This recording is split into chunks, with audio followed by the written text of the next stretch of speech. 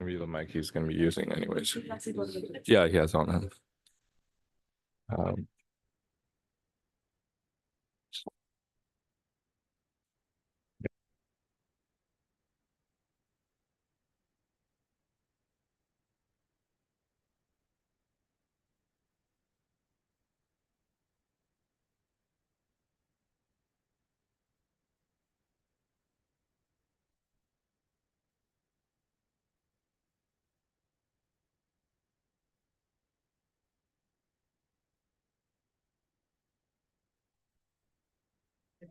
Okay, does that work? Can you hear me? No? It's delay, okay. 20-second delay, so if I cuss, then you're gonna beep it out.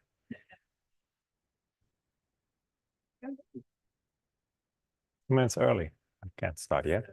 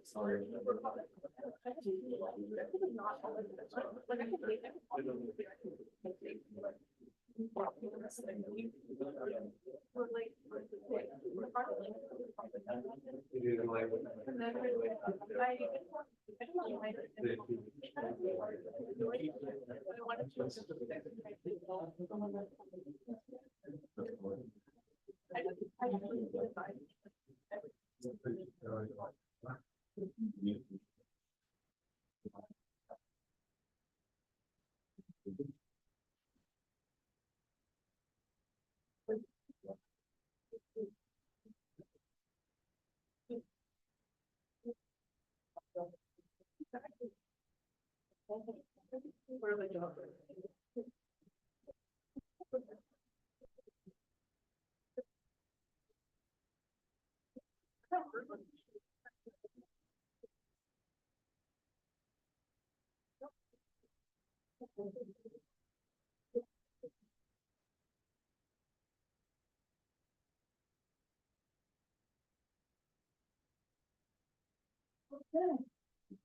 So, are we ready?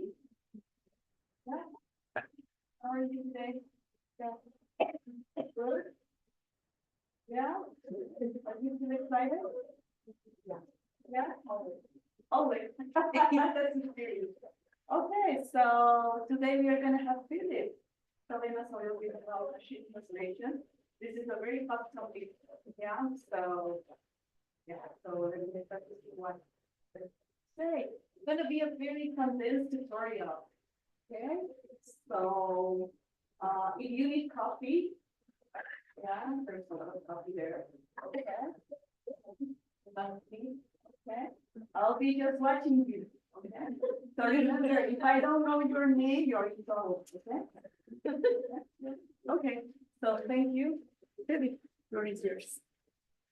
Yeah, welcome. Yeah, so this is the condensed version of my machine translation class that I'm teaching in the fall. So if you didn't get everything, come back in September and you'll get a 3-month version of this. Nevertheless, I'm gonna cover a lot of ground. So I'm gonna go both over kind of statistical methods, first also a little bit intro, what is machine translation, why is that interesting, and then neural methods. The neural methods also start very basic. So if you don't know what a neuron is, or how backpropagation works, or what gradient descent actually means, you'll hear from me after the break. So maybe also as an introduction, the statistical methods I'm going to talk about in the first block are not really used anymore, but I still like to talk about them because they make sense. So it's basically, how do you learn a very complicated problem like translating foreign languages with just learning from data? That are still methods you can look at, and the numbers make sense. And one of the kind of mysterious algorithms which discovers which words correspond to what. It's also going to be a lab in the afternoon on that. So I hope that still makes sense. The neural stuff, they kind of make sense, but at some point you just got to believe it works, and nobody knows why it works. But I'll explain them too. So the neural stuff is going from very, very basic, what is a neural network? How does backpropagation work? All the way to transformer, which now got picked up by some people who just do language modeling. So only to do part of the translation problem. They're only going to do language modeling, but they seem to be kind of successful with that. So that's nice for them too. Okay, let me first talk a little bit in broad strokes about translation. What have been people doing in machine translation? So some pictures with like gray photographs. Let's start with that. So it's a very old idea. So we like to trace back our origins to this quote from Warren Weaver from 1947. That's even before my time, which had like an article about the people who basically did code breaking in the war. So the enemy was like sending ciphers, and then they broke the ciphers with computers. And I was like, with computers, you can break ciphers. And that led to this quote here. When I look at an article in the Russian, I say, this is really written in English. It has just been coded in some strange symbols. I will now proceed to decode. And that's kind of behind a lot of the spirit of also the language we still use. We still call like the process of translation decoding, partly inspired by that. Even in the neural world, there's an encoder and decoder. So all that kind of comes back to that. Already in the 50s and 60s, people built machine translation systems. So the computers looked like that. So there was like, I encourage you to look up the YouTube video about the Georgetown experiment from 1954, where they built an electronic brain that could translate Russian. It's a very hyperbolic presentation. It really could only translate 250 words and had like 6 grammar rules. But I think already then they promised, yeah, we're going to solve it in 5 years.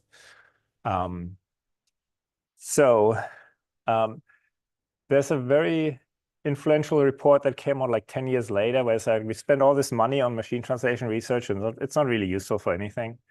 It's just so bad. We don't really spend that money on human translation. So why are we spending all this money on machine translation? There's not really much point in that. So that put a bit dent in it. This is generally the experience of machine translation over that period. And I have another slide on that later, that people make grand promises and then things fail. And this cycle has been repeated many times enough that when I got around and we worked on statistical machine translation and got all exciting, everybody, we were like, okay, we're not going to overpromise. We're not going to say we solve in 5 years. We say we're going to make it, it's kind of okay. We're going to make it better. It's going to be useful. It's going to be good enough for various purposes, but we're not going to solve it. That all kind of went out of the window with the neural hordes invading with the deep learning. And now we do AI and it's going to be sentient and it's going to control us. Yeah, so some learn from history and some don't.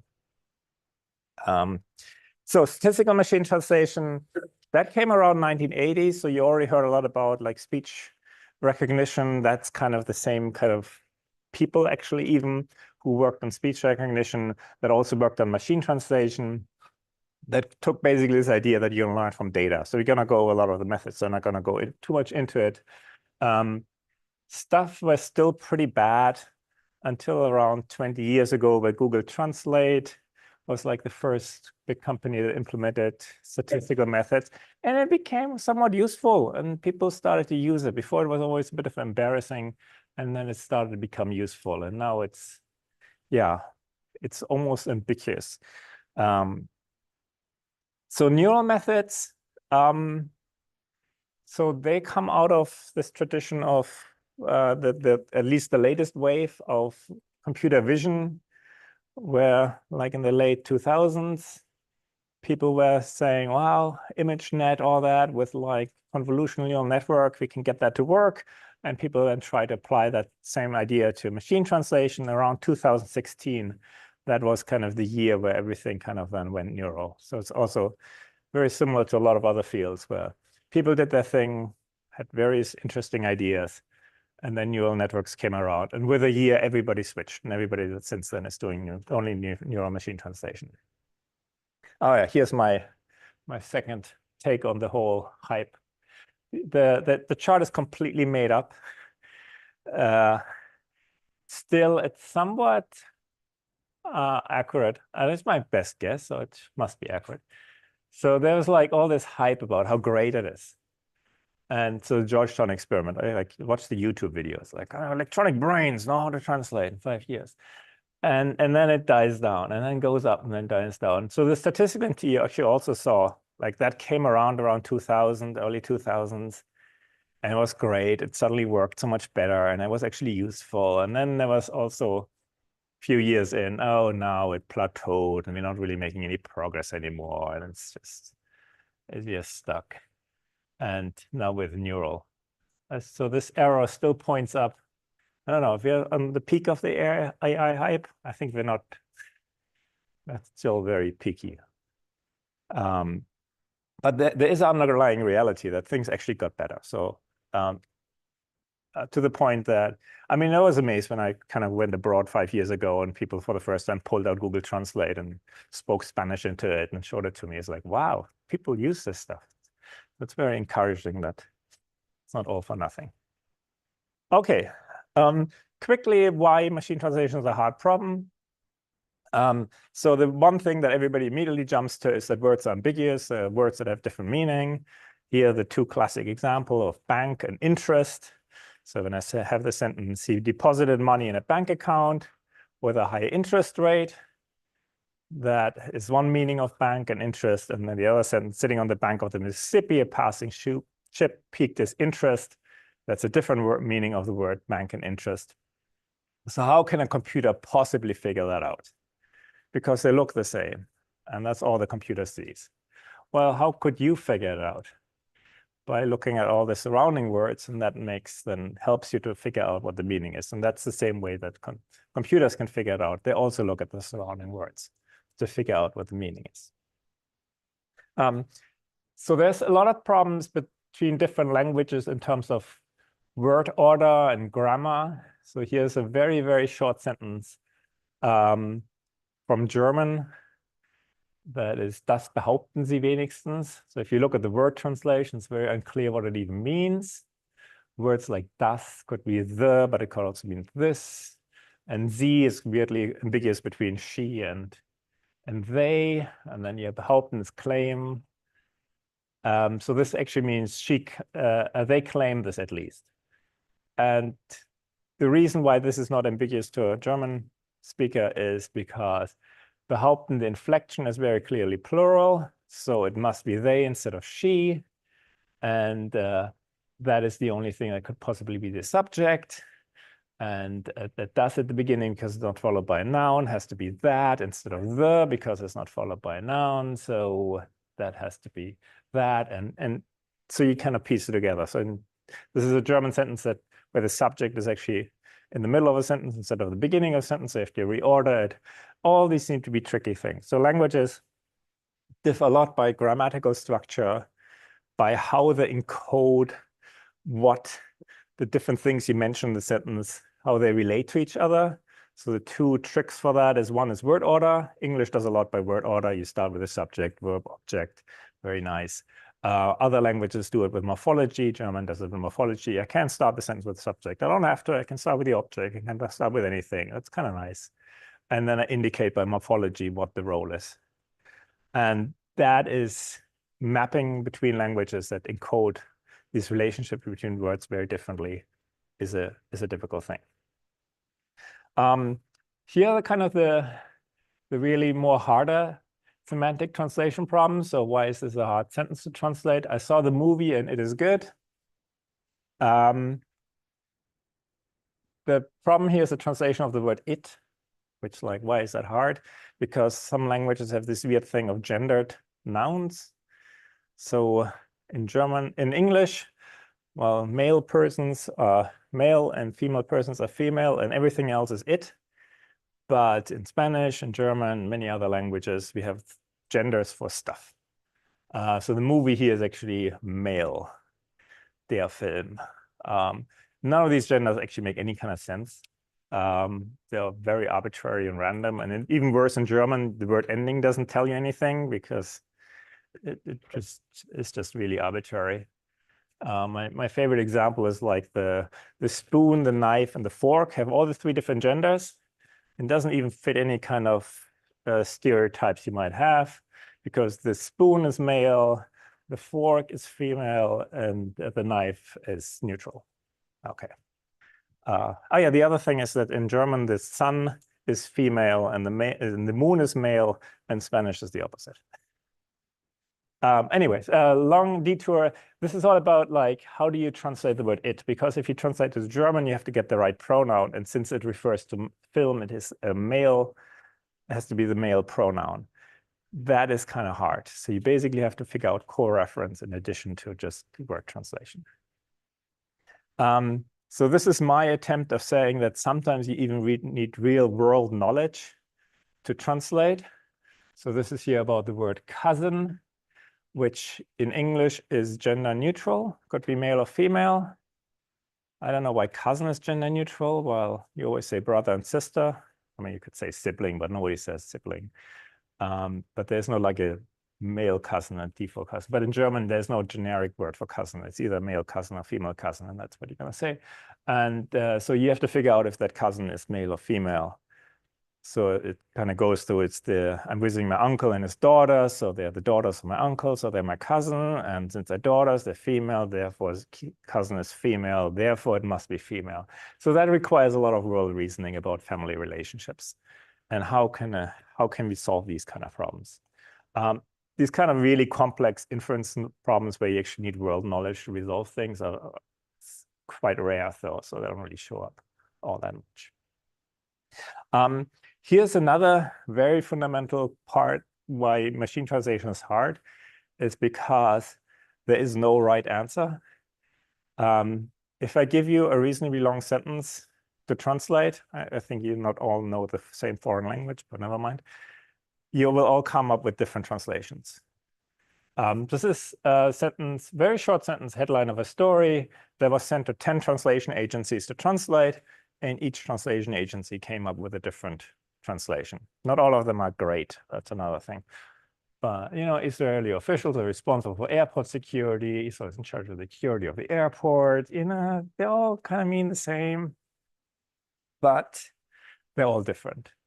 So although it's a nice mapping task from typically a sentence to a sentence, the target is not that quite clear. I'm not gonna, so that poses some problems for evaluation, but I'm not gonna go any deeper in evaluation.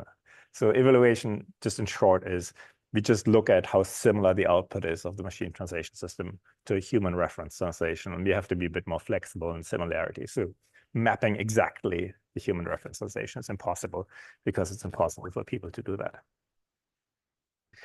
Okay, so much for the fluffy high-level introduction. Let's get into the weeds.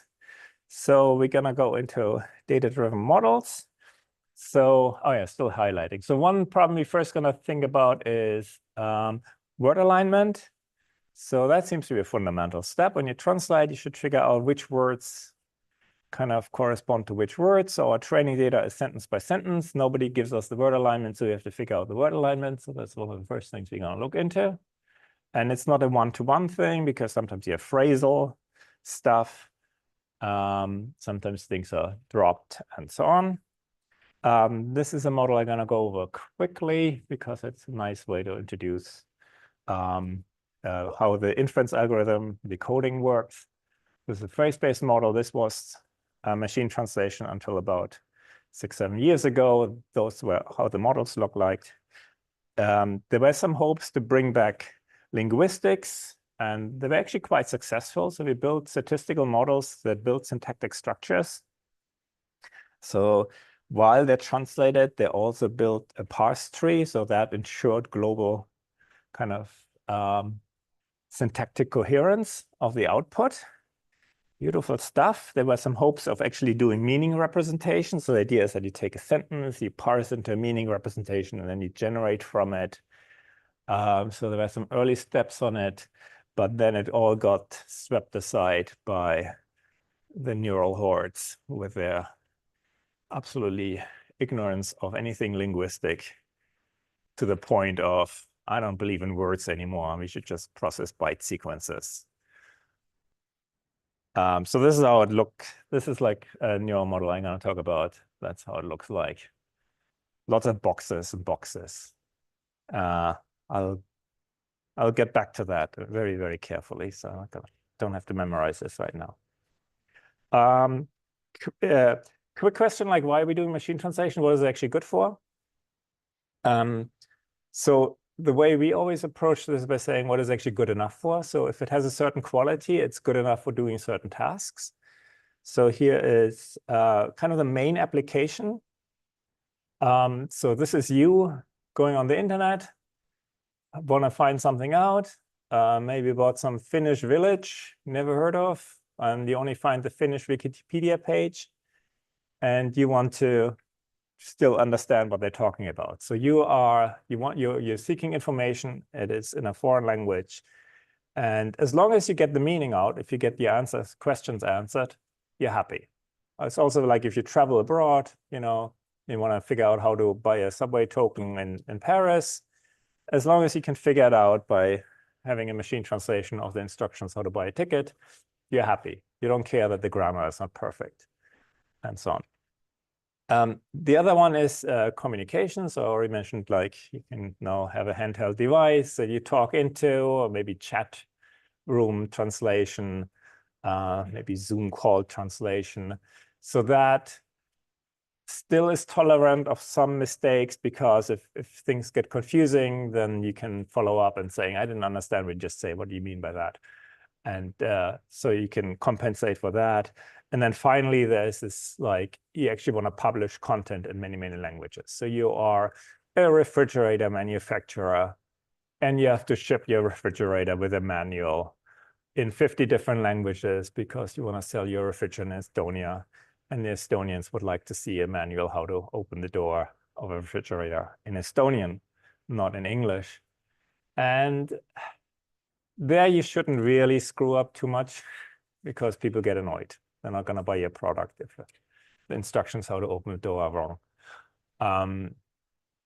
And there might be also legal things you want to translate, especially like the highest and the most difficult thing of translations, like marketing, where you not only has to be correct in terms of meaning, it also has to kind of really match the message you try to convey and the cultural understanding of what you're saying. You want to sound really right. So this is still done by human translators. So human translators still exist. They use a lot machine translation. This is like the biggest debate in the translation world is, translators versus machine translation. There's a long discussion you can lead about that.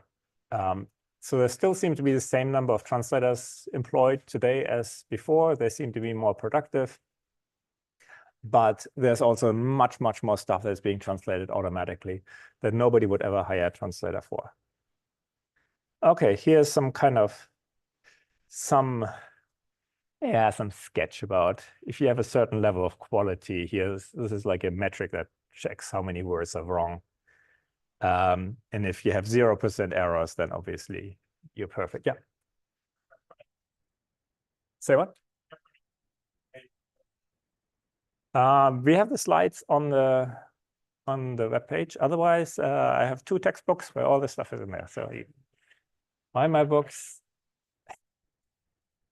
Yeah, so this is also completely, all the slides are taken from a machine translation class, which also all the slides are online. Anyway, so I'm sketching out like if your goal is, for instance, to help translators to be more productive, it has to be good enough that they're faster post-editing than translating from scratch. So that requires a certain level of quality. At some point, even if it makes a few mistakes, you might want to translate your web page with machine translation. And that's a certain level. Like the lowest level is like, what is this document even about? So you some things lands on your desks. This is more from our friends in the intelligence community. Some document lands on the desk. It's all written in scribbles. Machine translation tells them, is this a recipe for lasagna, or is that something that they're a bit more interested in? So that might be already, and you don't need very high quality of machine translation for that. Okay, now finally into the weeds. So first, data-driven model to learn translation. So the end point of this is pretty much to learn word alignments, to figure out which words translate into what from regular text, translated text. So the training data we have is a bunch of sentences in one language and each sentence with a translation in another language. And we want to learn models from that. So the idea is that we basically want to learn how to translate words from that data. So of course, one way you can do this is to look up in a dictionary. So this is a dictionary entry for house, German word house, that looks suspiciously like house because it means the same. And it has these translations to it. The dictionary actually already sorts these words by what is the most probable translation. So house is the most probable translation. Building is perfectly fine. Home, household. Shell is a bit of a weird one, which is only used for the snail that carries its shell around. In Germany, you call it the house because that's where the snail lives, and that's its house. Yeah, also in one note in all the lectures, so we always translate from foreign language into English just to kind of keep things easy. So how do we get kind of now nice probabilities? You want statistical models, probabilities, all the good stuff. So we need to have some kind of statistics like this, where the word house was translated 8,000 times in the house and 1,600 times in the building and 200 times in the home. And then given that, we convert that into probabilities, where we say 80% probability in translation as house and 16% probability the translation is building, and so on. So sounds good. One thing we're obviously missing is that alignment between words in sentence pairs. So you can pretty much take as given that it's not that hard to find a lot of translated sentences for various languages. People have been doing this forever. You can just go to websites and figure out, oh, this document is translation of that document, and you can then extract which sentences are translation of which sentences. Not going to go into details, but people have been doing this forever. I've been doing this forever. So you can assume for the large language pairs, you can get tens of millions, maybe even hundreds of millions of sentences with that translation. But you're not going to get these lines here. So nobody tells you which word is a translation of which other word. So there's here this idea of word alignment. Let's formalize that a little bit. So we have now 4 words in both the German and the English sentence. We number them 1 to 4. So we're going to have a function that maps word positions. So we have a mapping that maps an English target word at position I to a German source word at position J. So we're going to look at it from the English side. We have to basically figure out, we now want to produce an English word, where is the German word that it comes from. So in this case, it's a very, very trivial alignment because everything is 1 to 1, 2 to 2, 3 to 3, 4 to 4. But German sentences also could look like this. So I mentioned earlier, in German, you don't have to start with the subject. You can start with here the adjective, Klein ist das Haus, perfectly fine German sentence. It's actually kind of nice in a language that you can do that because you want to emphasize what's important by saying it first. And that puts some emphasis on it. And this kind of emphasis is a bit hard to render in English without some heavy lifting. So anyway, there the word alignment looks a bit more complicated. Obviously, you have also things like this here. So these are the first of the famous German compounds. Klitzeklein means very small. It's one word. So that maps to 2 English words, so still fine. So both the word 4 and 5 map to the word 4 in German. There might be stuff dropped. So maybe house is small, we drop the determiner. That's also still fine because there's no English word we need to find a mapping for. So you don't have to use all the German words. And here is now the opposite problem where you have a German word, an English word that doesn't have any correspondence. We still need to find a mapping for it. So for that, we kind of make up a null word in German. So that is going to be mapped to the null word. Okay, so we now have everything we need for our first translation model, which is based on word translation probabilities. So bit more formal stuff here. So we have here our foreign sentence. So big F, whenever it's bold, it's a sentence and has words from word number 1 all the way to the length of the foreign sentence. And then we have English, E to the length of the English sentence. So we basically try to find, you have to produce the English translation. So we basically need to have a probability for each English word we produce. So we're going to have a translation probability that we're now going to call T just because, but it's basically a probability. So the probability that the English word EJ gets produced. So we're going to go over all the English words from 1 to length of the English sentence. So each English word is explained by a German word, and this is where the alignment function comes in. So you align the word at position J to a position in the German sentence, and that gives us then the foreign word at that. And then we can use here the word translation probabilities. Okay, this mumbo jumbo here is just at the beginning is just some normalization to kind of force that to be a proper probability distribution where all the numbers add up to 1. You can completely ignore everything before the summation sign because it always falls out of all the equations we do. So the essence is really, we explain each English word by mapping it to a German word. And so we get a probability for each English word. Okay, so if you apply that to a sentence here, das Haus ist klein, and you want to know how likely is the translation, the house is small. We basically, well, we have this weird stuff at the beginning, but otherwise we just look up in the tables, you know, what's the translation of the into das into the. We decided to start with the. So the is the first word, that's 0.7. And then we decide to translate house as house, that's 0.8. And so on. So this is the translation model. Okay, so this is a translation model that we're going to use, IBM Model 1. And the main challenge is obviously, how do we get out? Where do we get all these numbers from? So how do you actually get these alignments? So this is a fun exercise I'm not going to have the time for right now. So if I teach the class, I would now give you 10 minutes to figure out which words are translations of which words.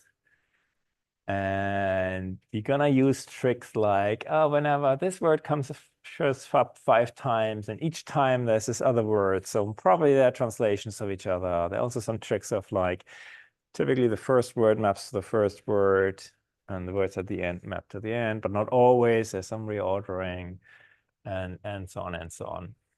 So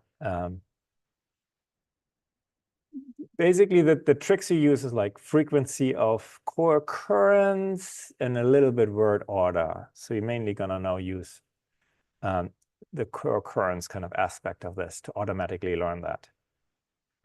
And we're going to use the expectation maximization algorithm for that. So this is a classic algorithm you should just know. And this is like a classic application of that algorithm. So what does it do? So we're in this situation where we really want to learn word translation probabilities. So we have a lot of translated text, so a lot of translated sentences, and we want to learn word translation probabilities. We are, if someone would give us all these word alignments, where kind of draw this, give us basically alignment function for each of these sentences, draw all these lines, then this would be pretty simple. We just count up like we did at the beginning, the word house occurs 10,000 times, 8,000 times translated as house, therefore probability is 0.8. That is very easy. So if you had the alignment, it's very easy to estimate the parameters of that model. On the other hand, if you actually had the probabilities, you could figure out for each sentence what is the most probable alignment. So you basically check out for each English word, like what's this most probable English word, a German word, given that the German words are there, kind of what's the most likely mapping. And so you can draw the alignments. So if we had the alignment, we could estimate the probabilities. If we had the probabilities, we could estimate the alignments, but we actually have neither of the two. So this is the situation. So you have incomplete data. So you have like stuff like the source sentence and target sentence, but we're missing some of the data. We're missing the alignment. If we had the complete data, so if we had also the alignments, then we could estimate the model. And if we had the model, we could fill in the gaps in the data. And how do we address this? And this is now the recipe. So we start with just an arbitrary model. So typically this is uniformly initialized. So basically saying every word is equally likely to be the translation of any other word. So that's our basic model. It's a terrible model, but it is a model. So now we can apply it to the data. So now we can apply the data. So now we have now all kinds of probabilities how things align. And now we have aligned data. So now we have aligned data. Fantastic. We can estimate the model from it. And we keep doing this. So we iterate this until conversions. Typically, this doesn't have to be done too often. It's like 3 or 4 iterations, and then you get pretty good alignments. So here's a visual illustration of how that shakes out. So at the beginning, the strength of the lines are just, they're all the same because we don't know. Suddenly switched to French. So we have like la maison bleue, la fleur. And we have the house, the blue house, the flower. Anything could be anything. Who knows what?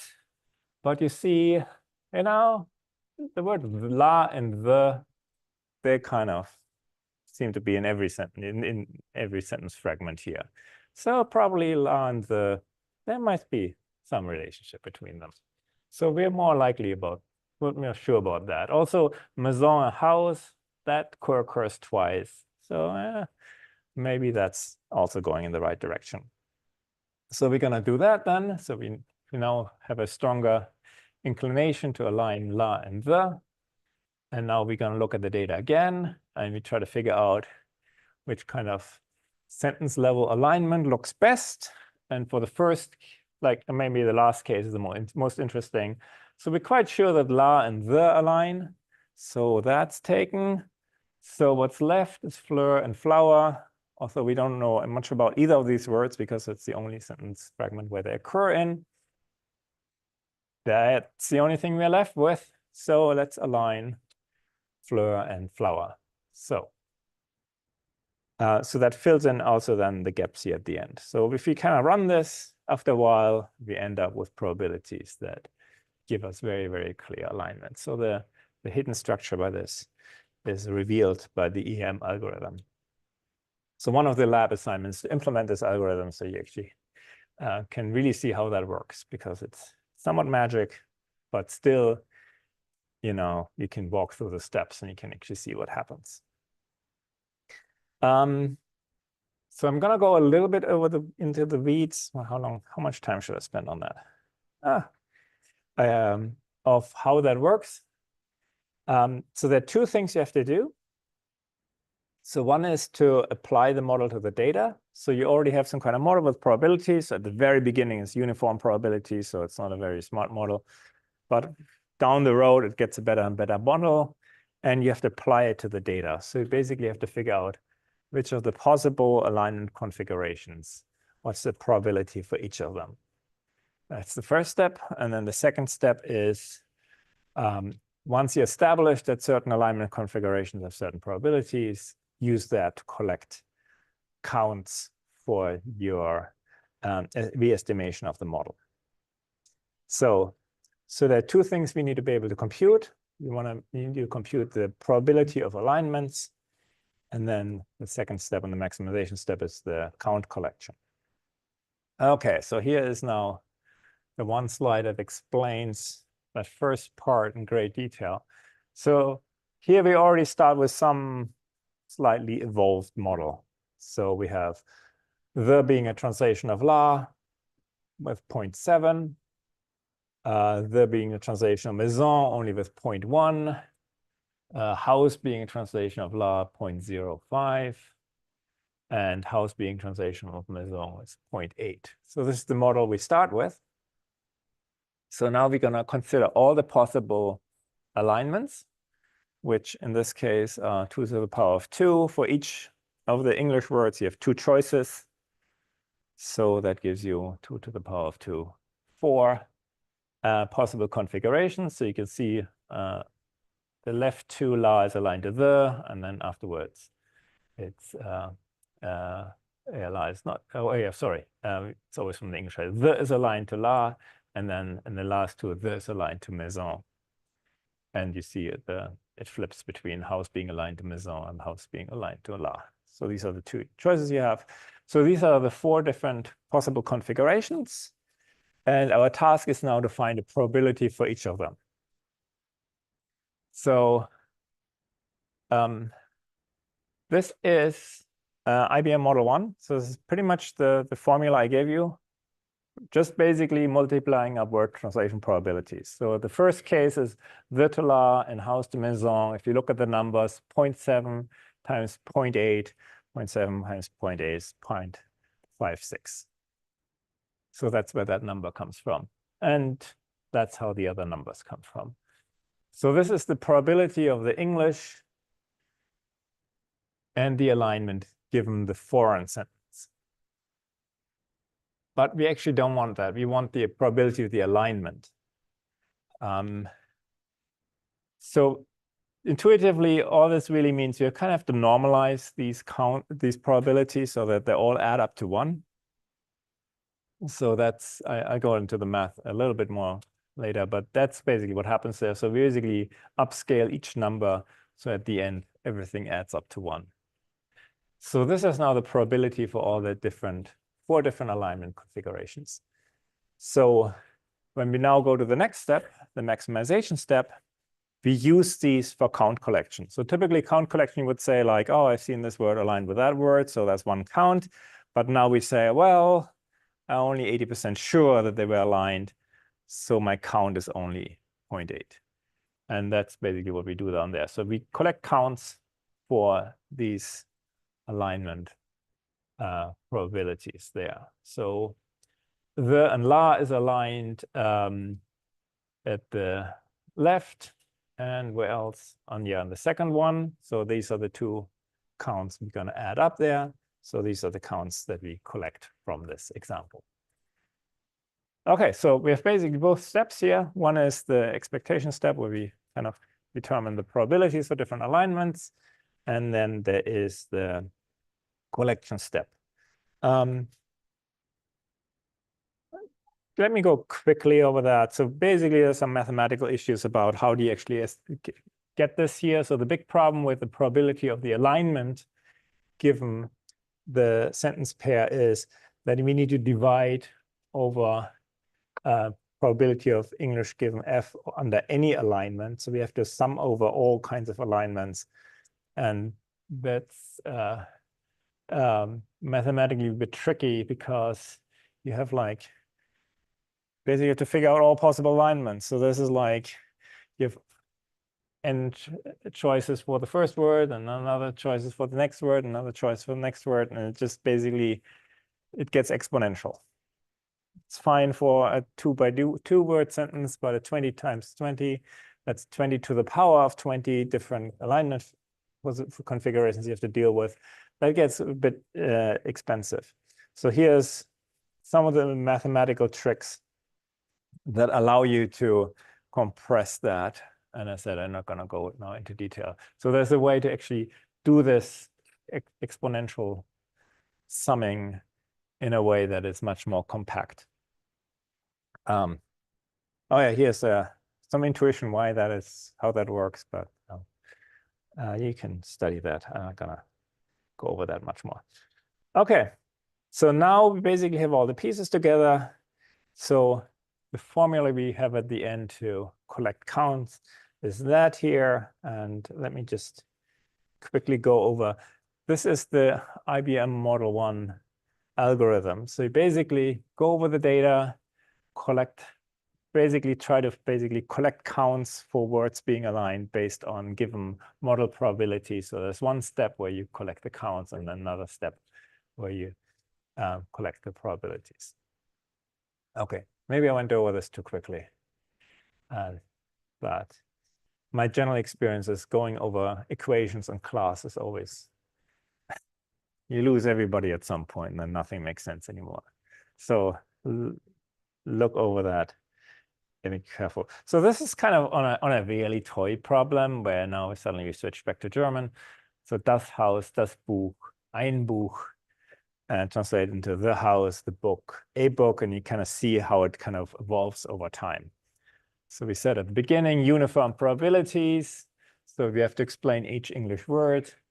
There are 4 German words in there. So initially everything is 0.25. And then after the first iteration, you know, already something crystallizes out, second iteration. And if you kind of run this, it actually converges here to the perfect alignment. Okay, yeah, I'm not going to talk about perplexity. This is just kind of where this journey is taking us. So this lexical translation model is great. It solves one of the fundamental issues of trying to figure out how the words are translated. As a translation model, it's not that good. For instance, it completely ignores word order, which is kind of important. So the first refinement of this model added an alignment probability. So this is just basically how probable is that the word at position 1 maps to word at position 1? How likely is that word in position 1 maps to word at position 2? So it basically looks at word positions and it learns also probabilities for word positions being mapped. And then it adds other things where you would try to avoid that one word then gets aligned to everything. So it has this idea of fertility that it learns particular for each word. This word usually has a 1-word translation. This word maybe has a 2-word translation. This word often gets dropped, so it has a 0-word translation. So we learn that as well. And then there's various refinements to that. Ultimately, these refinements make the model more complicated, so you can actually not do this more efficient parameter estimation anymore. So you have to resort to sampling and things get really, really messy. Okay, that was statistical machine translation. So historically, we are now in the, this was proposed by some people at IBM. Actually, Fred Jelinek, our kind of godfather of the department, or what's it? Was in the group that developed that. Although the story apparently is he was away for the summer and then his researchers finally got around to do this, which I really wanted to do. And then when he came back, it's like, oh, we've done it. And then it was too late for him to object. So they worked on that in the 80s. They wrote like some really long papers and had patent filings.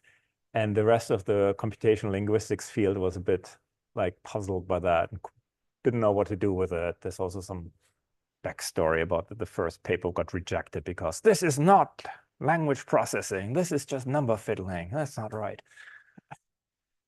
And it took like the whole decade of the 90s for people to kind of catch up with that. And then there was a summer workshop here in 1999 where all this stuff was re-implemented. So there's still a toolkit called Giza++ out there that you can download that was built here at a summer workshop. So that kind of resurrected statistical machine translation. And basically the model I just talked about, that's kind of the model that they re-implemented. This was followed up then relatively quickly by a phrase-based model. So this is the next thing I'm going to talk about. So the big problem with the model I had right now, it narrows everything down to words. So words are the atomic units, but you know, you don't always have this nice phenomena that words map to words. You have like idiomatic expressions. You have often multi-word units that kind of get handled by this, but not really. So yes, you can have fertility, and you have now, your Klitzeklein becomes very and small, and you have a probability of Klitze become very, and Klitzeklein becomes small. It's just not very satisfying.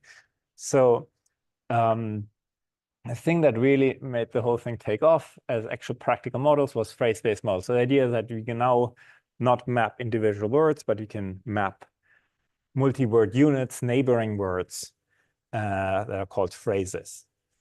So that has a lot of advantages because it can handle like these non-compositional phrases, it's raining cats and dogs, translated as whatever, it pours in buckets, which is the German expression.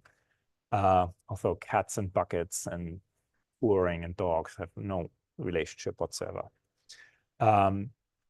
Also, if you have multi-word units, you have often local context that really helps you to disambiguate stuff. So the example of interest, if you have a phrase like interest rate, it's perfectly clear what the meaning of interest is, an interest rate. So if you translate interest rate, that is not ambiguous at all. Interest is really ambiguous. Rate is also very, very ambiguous. But if you have the ability to map interest rate as a block, you do much better. And also, the more data you have, the better you do. So this was then also what Google Translate put online in like around 2003, 2004. And it was kind of the model until 2017. So this is how it looks like. It's really simple suddenly. Don't have to worry about null words and fertility. So you take the sentence, break it up into phrases, map each phrase. So every phrase needs to be mapped. So you have a one-to-one mapping between phrases. Each phrase can have any kind of number of words. And you can also reorder the phrases. And that's about it. So what drives this is gigantic phrase translation tables that might look like this here. And this is a real excerpt of a phrase translation table trained on the proceedings of the European Parliament. So you have the den Vorschlag, which according to that phrase translation table, it gets translated as the proposal, 62%. Then you have that S thing here is the split of genitive markers, so someone's proposal, a proposal, then you have some variety in the word choices, the idea, and then later you also have the proposals and the motion and so on, and even things like it. And you can kind of see where that comes from because it's translated from text, and maybe in German, den Vorschlag was repeated, but in English, the translator decided, well, we know what you're talking about. Let's just refer to it. And since it has to align stuff, it's going to align that. And then it aligns den Vorschlag with it. This is typically in the tail of the distribution. So the tail of the distribution, there's a lot of rubbish there too. Okay. A quick note here too. I think this is only 2 slides. I'm going to talk about this.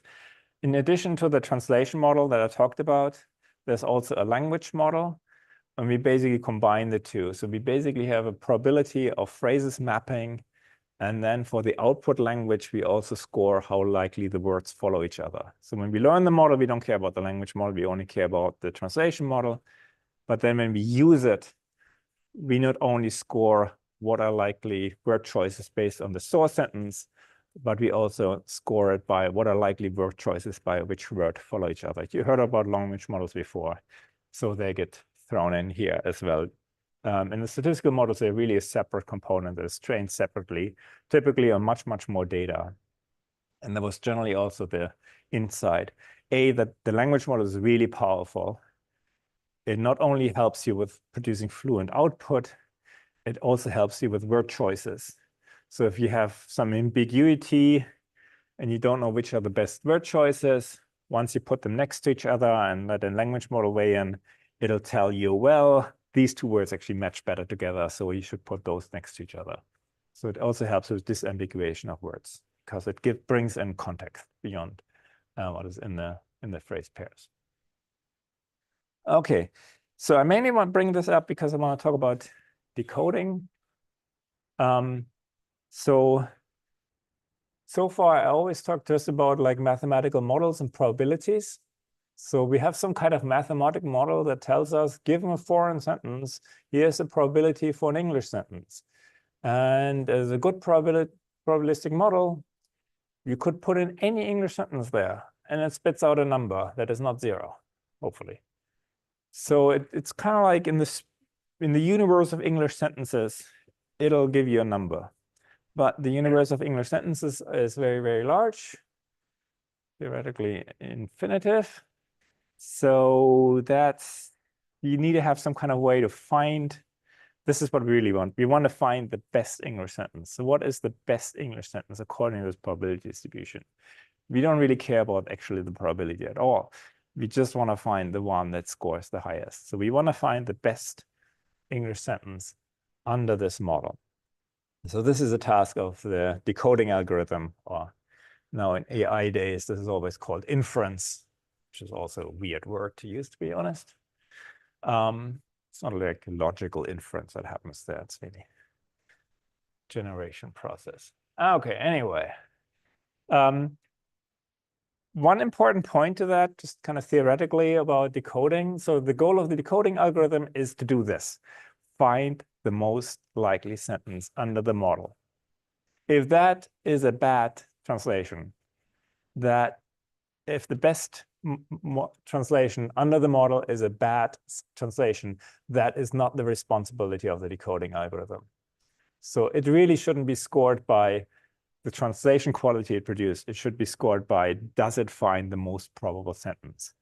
So there are two kind of errors that can happen when you run this. One is the most probable translation is bad. Well, if that's the case, don't fiddle with the decoding algorithm. You should fiddle with the model. You should have a better model. Obviously, your model is broken. And if your decoding algorithm doesn't find the most probable translation, that's a search problem. That's where you need to fix the search. So the decoding algorithm should be evaluated by search error, not by translation quality. Yeah. But if it spits out a sentence that is bad, Yeah. how do you know the reason why is it found the most probable? Yeah. So the only way to prove that it didn't find the most probable is to know what the most probable is, or if there's anything more probable, you could guess it should really produce this, and then you can score it with the model. And if it gives you a worse score, it's like, okay. So in practice, what we do, we basically keep track of what probability was found for the most probable sentence. So if you have different decoding algorithms, you can always check like what probability did they find, and that number needs to go up. So it needs to maximize the probability of the sentences it finds. But you never really, given that these are very large search spaces that are not necessarily tractable, you never know if you have the best translation. So all the decoding algorithms are always kind of non-optimal, that they don't necessarily find the best model. But yeah, so but the answer is you evaluate it just by the probabilities.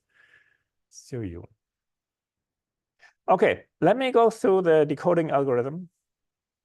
And the reason also why I'm going over this is because once we go to neural machine translation, that part is almost entirely unchanged. So we still do the same kind of beam search decoding that I now introduce here.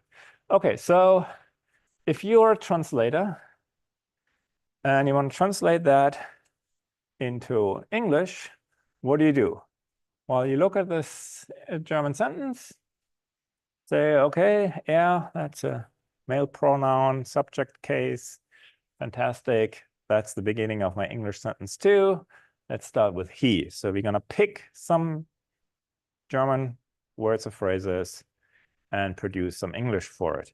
And then we're gonna pick something else, and we can even skip stuff, that's fine. And translate that into does not. And then we're gonna pick another word. So now actually the word we just skipped, we're gonna pick that here. So this is just reflecting that in German you said he goes not, while in English you have to have this weird construction with does. He does not go. Well, any sane language would just say he not go or he go not. And then the Hause just here.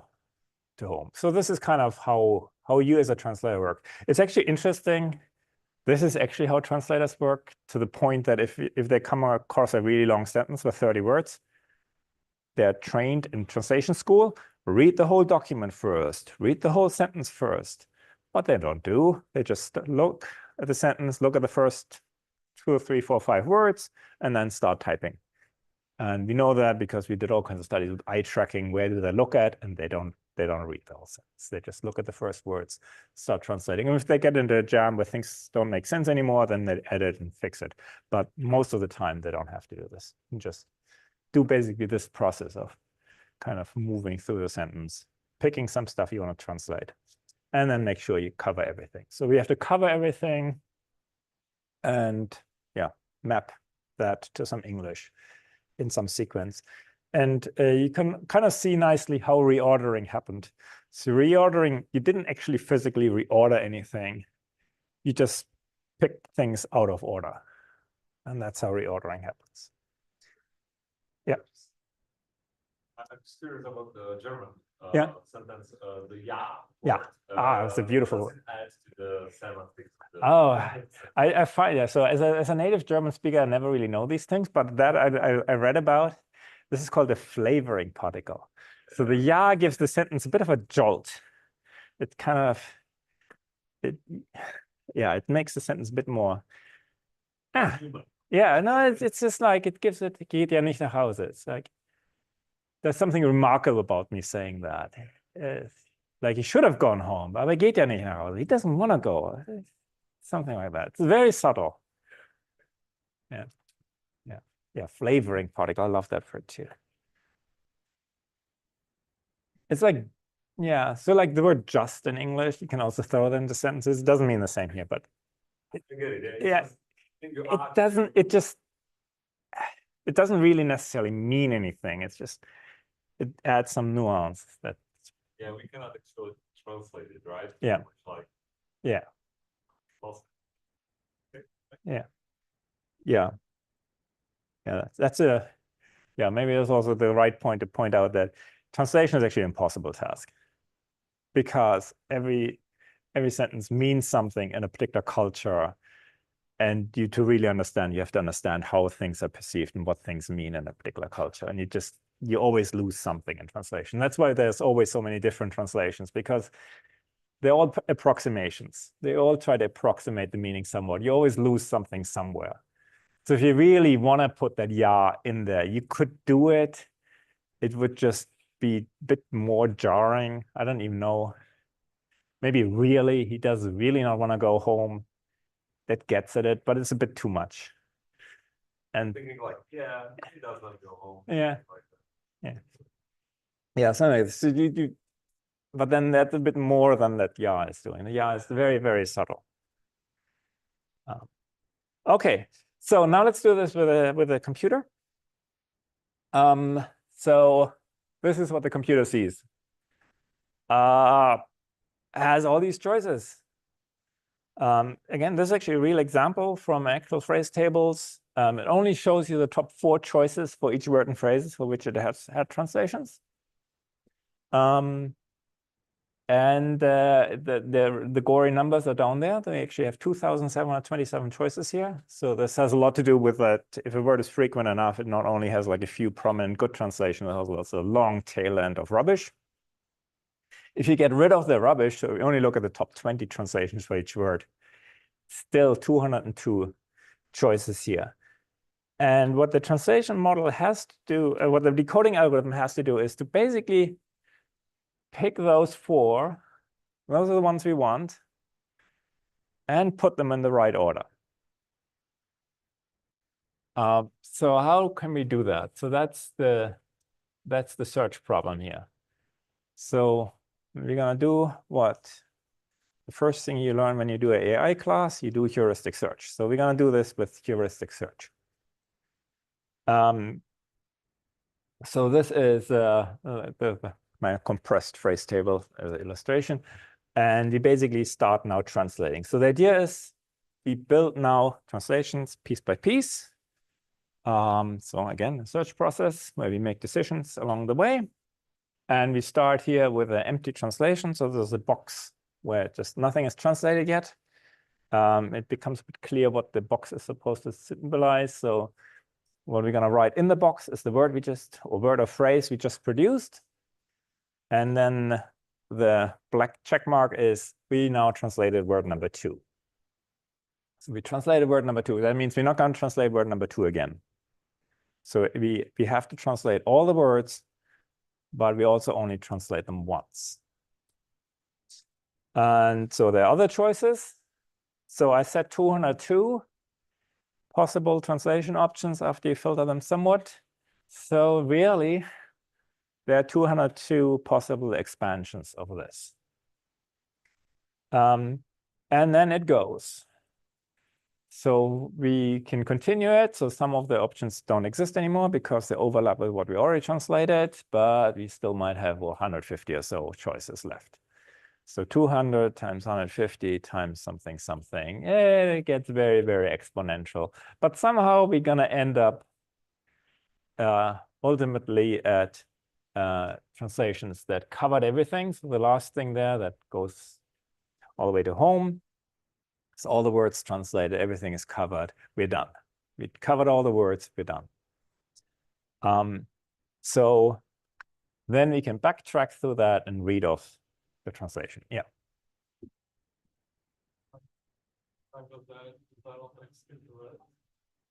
Because like the R and the dot and the home they've got like the S they've got like a big place with that.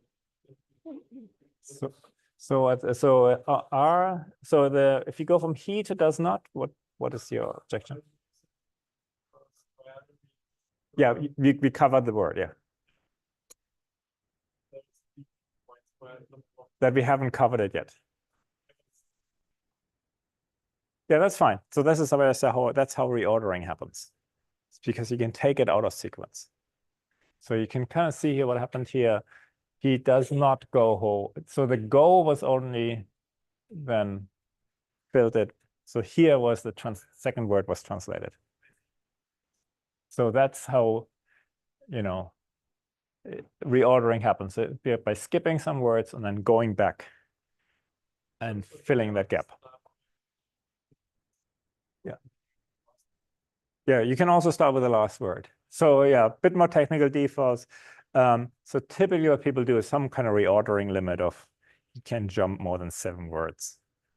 For a lot of computational reasons, but also because the models are just not good enough to account for that. Because the thing that keeps things a bit more fluent is a language model, which is a 5-gram language model and only looks at 5 words. So it's not very good long sentences. But yeah, but otherwise, yeah, you can take things anywhere.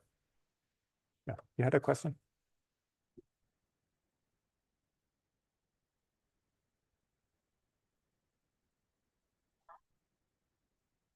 I'll get to that in a sentence. So yeah, so you're basically saying that there might be different ways to get to the same thing. And then it doesn't make sense to keep them as separate hypotheses so you can merge them. Yes, we will do that. And then we'll do something else. So the main problem with this approach here so far is the way I fled is going to explode dramatically. So it's not really practical. So if it is, basically exponential on the length of the sentence, once you have a 20-word sentence, the search space is just humongous. Okay, so we're going to use now 2 tricks to make the search space a little bit more reasonable. The first one is what you just mentioned, the idea of, we call it dynamic programming here, of combining hypotheses. So what is laid out here suggests an exponential number of hypotheses.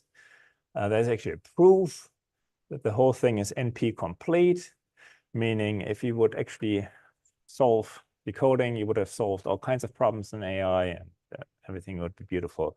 So, but it means in practical terms, it's not a solvable problem where you get exactly the most probable translation out for long sentences.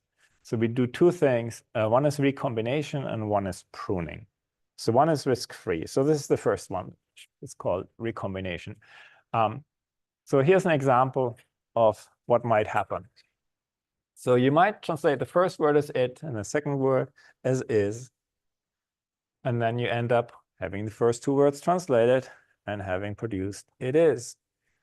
Or you might just take the first two words, look up a phrase translation for it, and produce it is. And then you end up in exactly the same spot. So now you have two hypotheses that are absolutely indistinguishable. They covered the same foreign words. They produce the same output. There's no reason to now treat them separately and do the same kind of expansions for both of them, because that is unnecessary. You're duplicating your effort there. Also, one interesting thing to it is one has a higher probability than the other, because in one you multiply two one-to-one word translation probabilities, and the other one you looked up at 2-to-2 word translation probabilities, and they're probably going to be very likely going to be two different numbers coming out. So you're going to have different probabilities. So one actually scores better than the other. And the one that scores worse can't possibly be part of the best translation, because you could just replace it with a better one, and then you get a higher score, and that is going to be better. So basically the worst scoring one, we can throw away. Can actually make this argument even further. They don't even have to be exactly the same. We can also, if you're further down the search process, combine stuff together. So he does not, it does not. Yeah, obviously we produce two different translations. We did cover the same German words here. They're going to have different scores. But what's going to happen from now on is you're going to translate the rest of the words, and new words are going to be added. So there are new probabilities coming in. Assuming we only have a trigram language model where we only look at the last two words we always produce when we produce next words, whatever we do to the better scoring one, we can do exactly the same to the worst scoring one, and we add and multiply in the same numbers. So there are the worst one can't possibly beat out the better one anymore. So the same argument as before, we can drop the worst one because it can't possibly be a part of the best translation. So that clears out the search space quite a bit. It's still not enough to solve the NP-complete problem. So the search problem is still really, really complex and hard. So we have to do something else, but it's a very useful thing to do. Yeah, there are some comments about what allows you to combine translations. So one restriction on the the hypotheses have to have the same English German words covered, and then because of the language model still looks at the last n-1 words, they have to be the same. Also, if you're really strict about it, only the language model has viewed them as the same. So if you have a back-off language model, it actually might be even shorter than that, but okay, let's not get too much into that. And then the reordering model also depends on a little bit where the last phrase comes from. I didn't really talk about reordering models, so let's just skip that. Okay. That was the nice recombination. Beautiful, mathematically sound, clears up the search space. It's super safe. We should definitely do that. The next thing is pruning. So recombination reduces the search space, but it's not enough. We still have an NP-complete problem on our hands. So now the idea is, let's just remove bad hypotheses early. So while we're building the translations, we're already computing scores. So we already have some probabilities, and some probabilities look good and some look terrible. And the ones that look terrible, let's just throw them away. So here's a nice illustration of this. So we group the hypotheses. So we order them by how many words they have translated. And we basically walk through these stacks here. So at the beginning, we only have no word translated, one hypothesis. We look at all the possible expansions, and then they have either 1 or 2 or 3 words translated. So they get thrown into other bins. And then you're going to move to the next one, go through all the hypotheses, expand them all, and throw them in the next bins over. And then the thing what happens is to actually have a slide for that. If they get too large, we're just going to look at them and saying, okay, there's now 1,000 different partial translations that all translated one word so far. Let's just reduce it down to 100 by looking at the scores. There are refinements to that. So one important refinement is it just a good scoring translation so far because it translated the easy part of the sentence, but not the hard part of the sentence? You should also take into account how hard will it be to translate the rest of the sentence. I'm not going to go into that at all here. Take my class if you want to hear about future cost estimation. But ultimately, that makes a very kind of neat, simple stack decoding algorithm. So we loop through the stacks. The stacks, again, are sorted by how many words were translated, starting with 0. Then we go through all the hypotheses in each stack, figure out all the possible expansions. So the only conflict is really, is this particular phrase translation overlapping with something we already translated? Then we can't use it, but everything else we can use. That builds us a new hypothesis. We're going to throw it in some future stack. And we keep going. And then basically at some point you have to do pruning. You could do pruning while you fill up the stacks, because otherwise it take up too much memory and other kind of problems. Or you can just prune it just before you do the expansion of the hypothesis in a stack. But it's a really neat, simple decoding algorithm. Okay. Yeah, so there's some comments on how you do pruning, because you could go by, let's keep the top 100, but you can also go by, let's keep everything that is at worst 10 times worse than the best one, or something like this. Typically, keeping the top 100 is more reliable. It gives you a bit more safer decoding speeds. Also, one fun aspect is, yeah, so this is a quadratic complexity if you go through that, because you have to go over the length of the sentence because you translate all the way to the length of the sentence. And the other thing is that the number of translation options you have to consider each time, it's also the length of the sentence. So that gives you kind of length of the sentence squared runtime. However, if you put in a reordering limit where you say, we're not going to move more than 7 words out of order, that puts a hard limit on how many translation options you have to consider each time. So that now doesn't scale to the length of the sentence. It always just scales to the size of the reordering window. And then one of the sentence length complexities throws out. So you actually have a linear time runtime algorithm for this. So you actually have a relatively fast linear time coding algorithm. Okay. And so much for statistics. How are we with time? 10:15. Should probably take the break now, no matter what. Oh, questions, of course.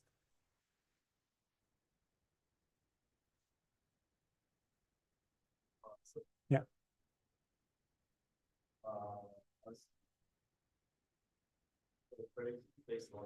Mm-hmm. So I'm confused how to break it. How does it break? Yeah, so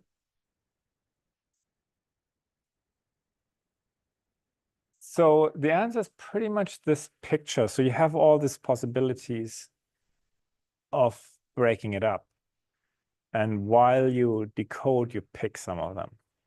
So this is the answer for inference. At inference, you kind of on the fly decide how to break it up by the nature of if you pick 1-word translations, a 2-word translation, a 3-word translation. I didn't talk at all about training. Let me go back to this picture. Where's the picture with the word alignment?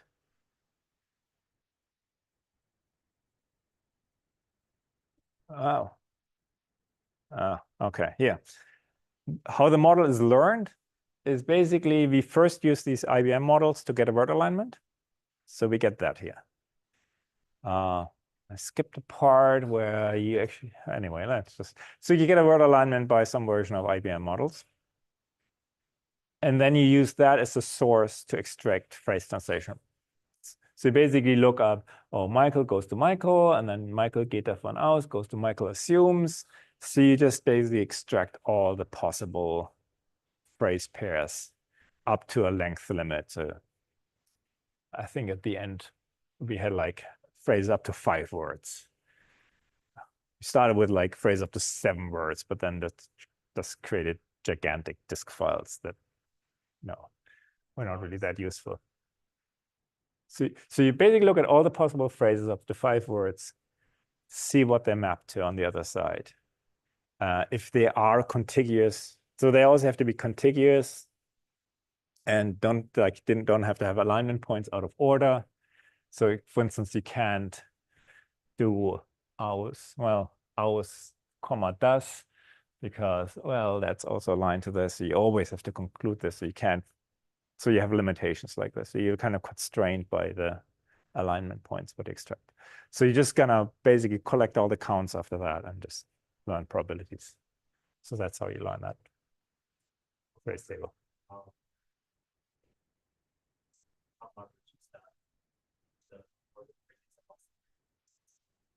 Yeah, so the whole thing, like just generally comment about the phrase model, it doesn't handle reordering all that well.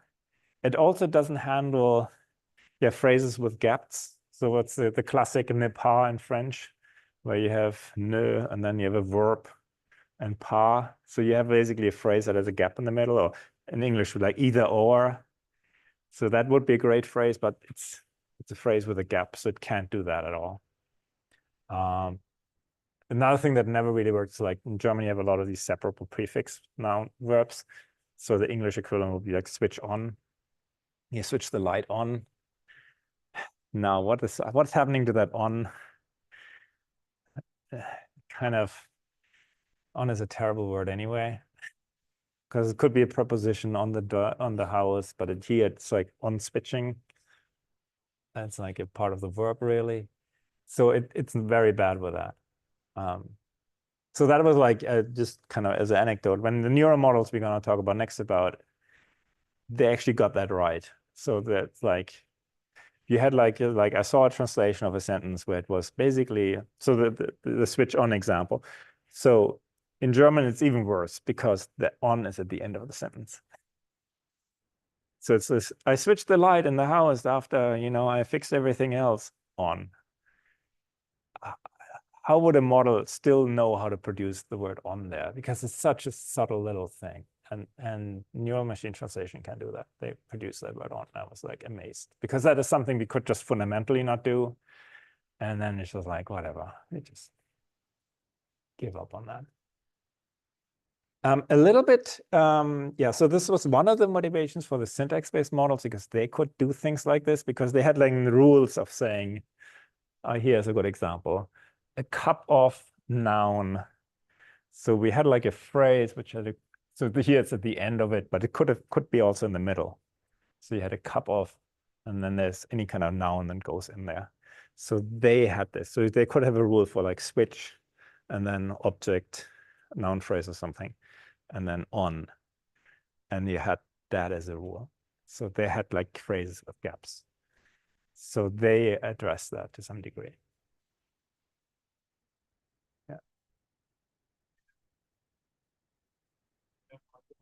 Yeah.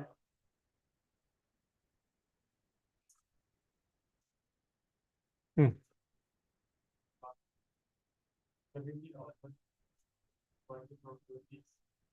Yeah. Mhm. Yeah.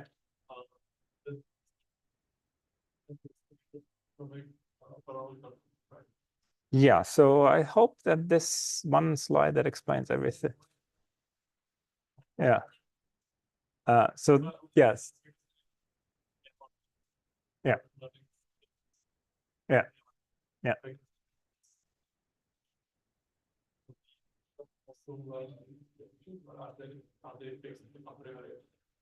What do you now mean by distributions different from translation probabilities? Yeah.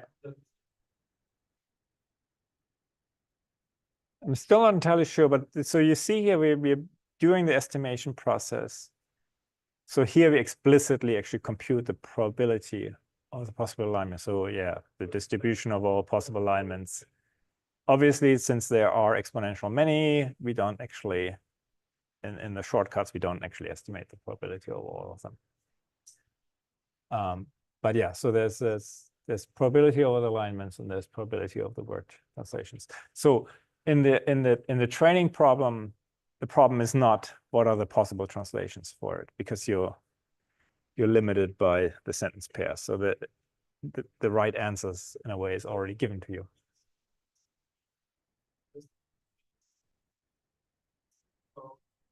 Yeah. Still think doing the thing because it's a lot of different ways out.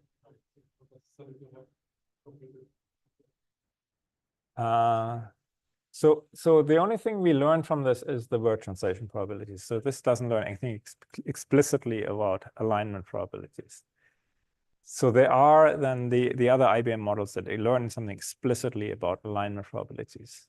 So that, like I said, the IBM model 2 is like, how likely does the word in position 1 map to word position 1? And if you have like two sentences that are both subject, verb, object with strict word order, that's going to be really high. But if you get into German, then it's going to be a little bit lower because the subject might get moved. But the model I went over didn't consider like word position changes at all. Oh, one more. Sorry, what? The flavoring word. Oh yeah, that's a beautiful word. Yeah.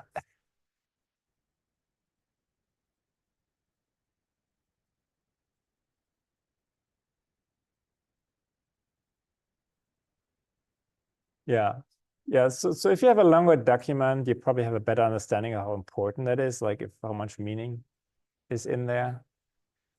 And then, yeah, so this is kind of where also in terms of literary translation, if that is like important and it means something, then the translator would probably put more effort into kind of conveying the same subtlety in there as well. But yeah, it's one of these borderline cases where you could drop it and that's fine, but you could also make an effort to translate it.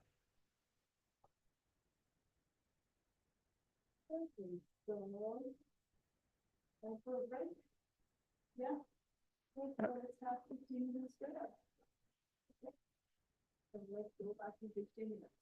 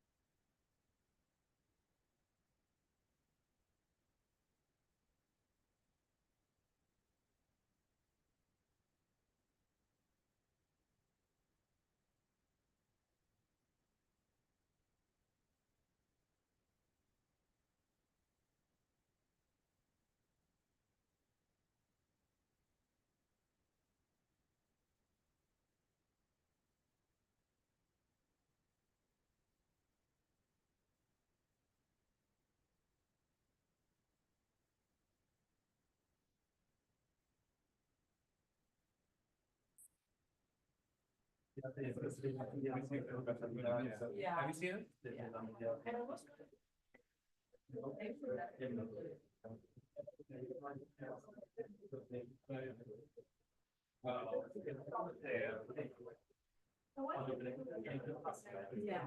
Yeah, that is. Yeah. Okay, so Yeah. you're back.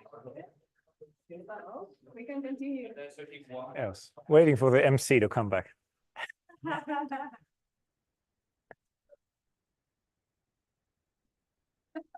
Yeah. You can start. Okay, so now to the second part, which how things are really done. So everything I talked about, nobody's actually doing anymore. But I hope it was still useful to get some idea about how could you possibly learn translation from just kind of translated text and the things that are going on. So I'll talk about neural methods, and I'm gonna start really, really simple. So since nobody else introduced deep learning so far, I'll introduce deep learning. Maybe I should have done this on Monday. So I'm gonna go, yeah, I'll try my best. Yeah, understanding is a big word. We just had that discussion. I give you the power to implement that from scratch yourself, but do we know why it works? No. So it's going to be mostly the technical models that are neural machine translation, which currently is the transformer models. I also got to go over that, and that kind of got more popular, and people in the language model world picked it up. And it's kind of nice that they do useful stuff with that as well. You know, I still have a lot to learn, but you know, give them some time. So I'm going to start really, really simple. So I'm going to start with this here.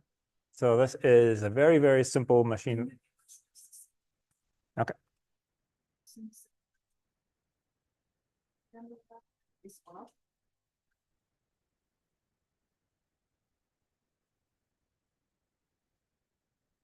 While these guys are figuring out, I should tell you, Philip's bachelor's thesis was on neural nets. So it's not. Master's, it's complicated. Yeah, it gets complicated. Both. Yeah. Anyway. Yeah, I did neural networks in the early 90s. It was a cool thing. It was fantastic.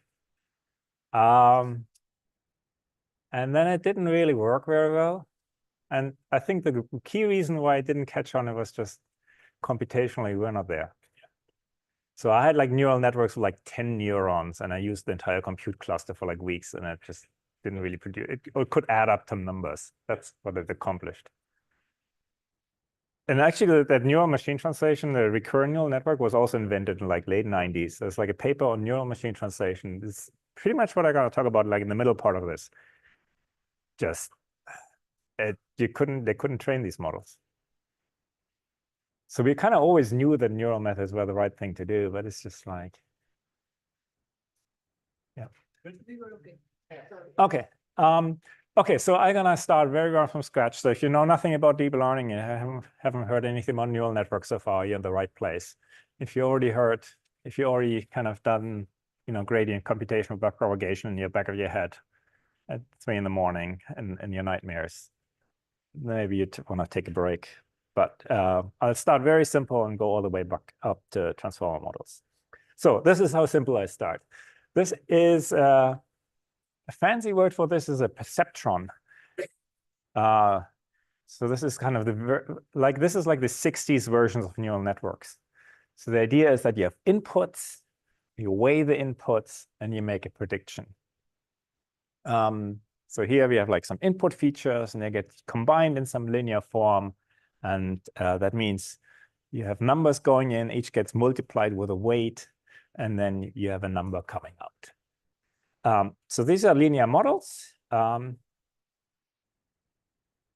a long time, basically what machine learning, practical machine learning was basically this in the background. Even the machine translation model I just talked about ultimately had a thing like this that drove it, because we had one component, which was a translation model. Next one was a language model. We had a reordering model.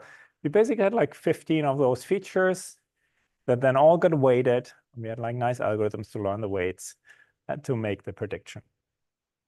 So This is also called naive Bayes classifier in a way, depending on how you kind of estimate the probabilities. But this is the idea. They have certain properties. Some properties matter more than others. You have to weigh them. They combined give you a prediction.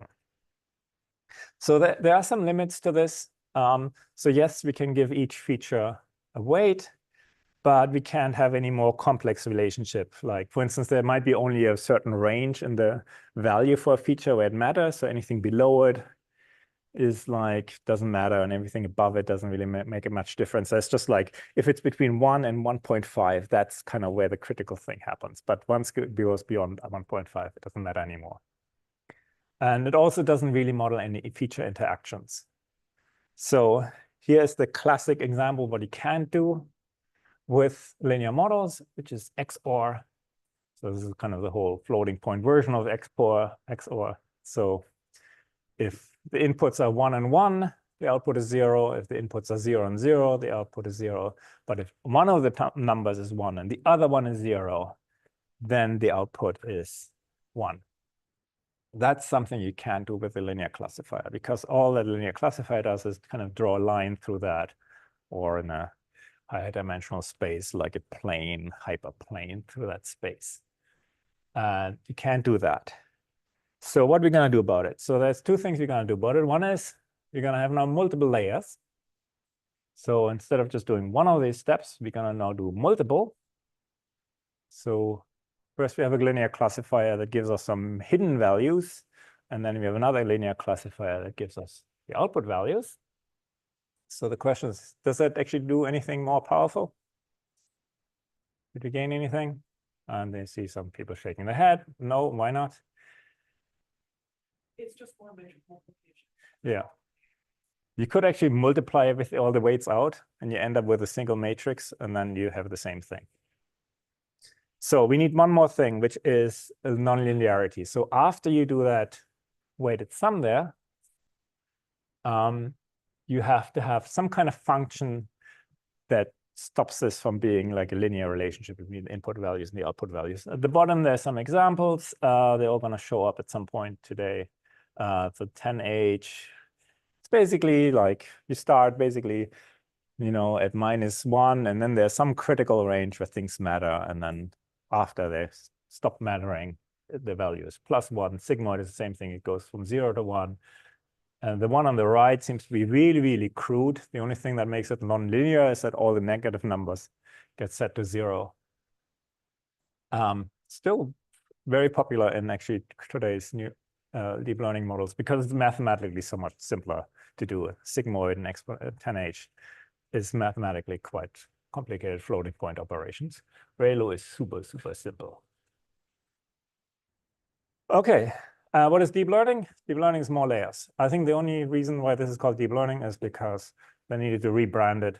So this is my pet peeve of machine learning is they just tweak one little thing and then name it completely different, which always has the effect that you like read a paper. Oh, this is now the this and that paper about like brain surgery or gradient something. It's like, wow, it sounds amazing.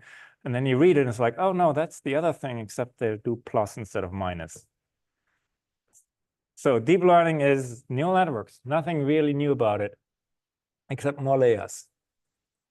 I'm gonna revise that statement later a little bit, but not much. Okay. There's actually some worth.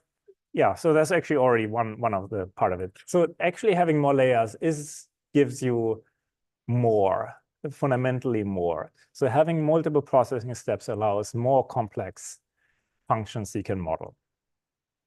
So there's two metaphors here. So if you think about a computer, what is a computer doing at the basic hardware unit? It has AND gates and OR gates and NAND gates, and that's all it does. It's actually super crude.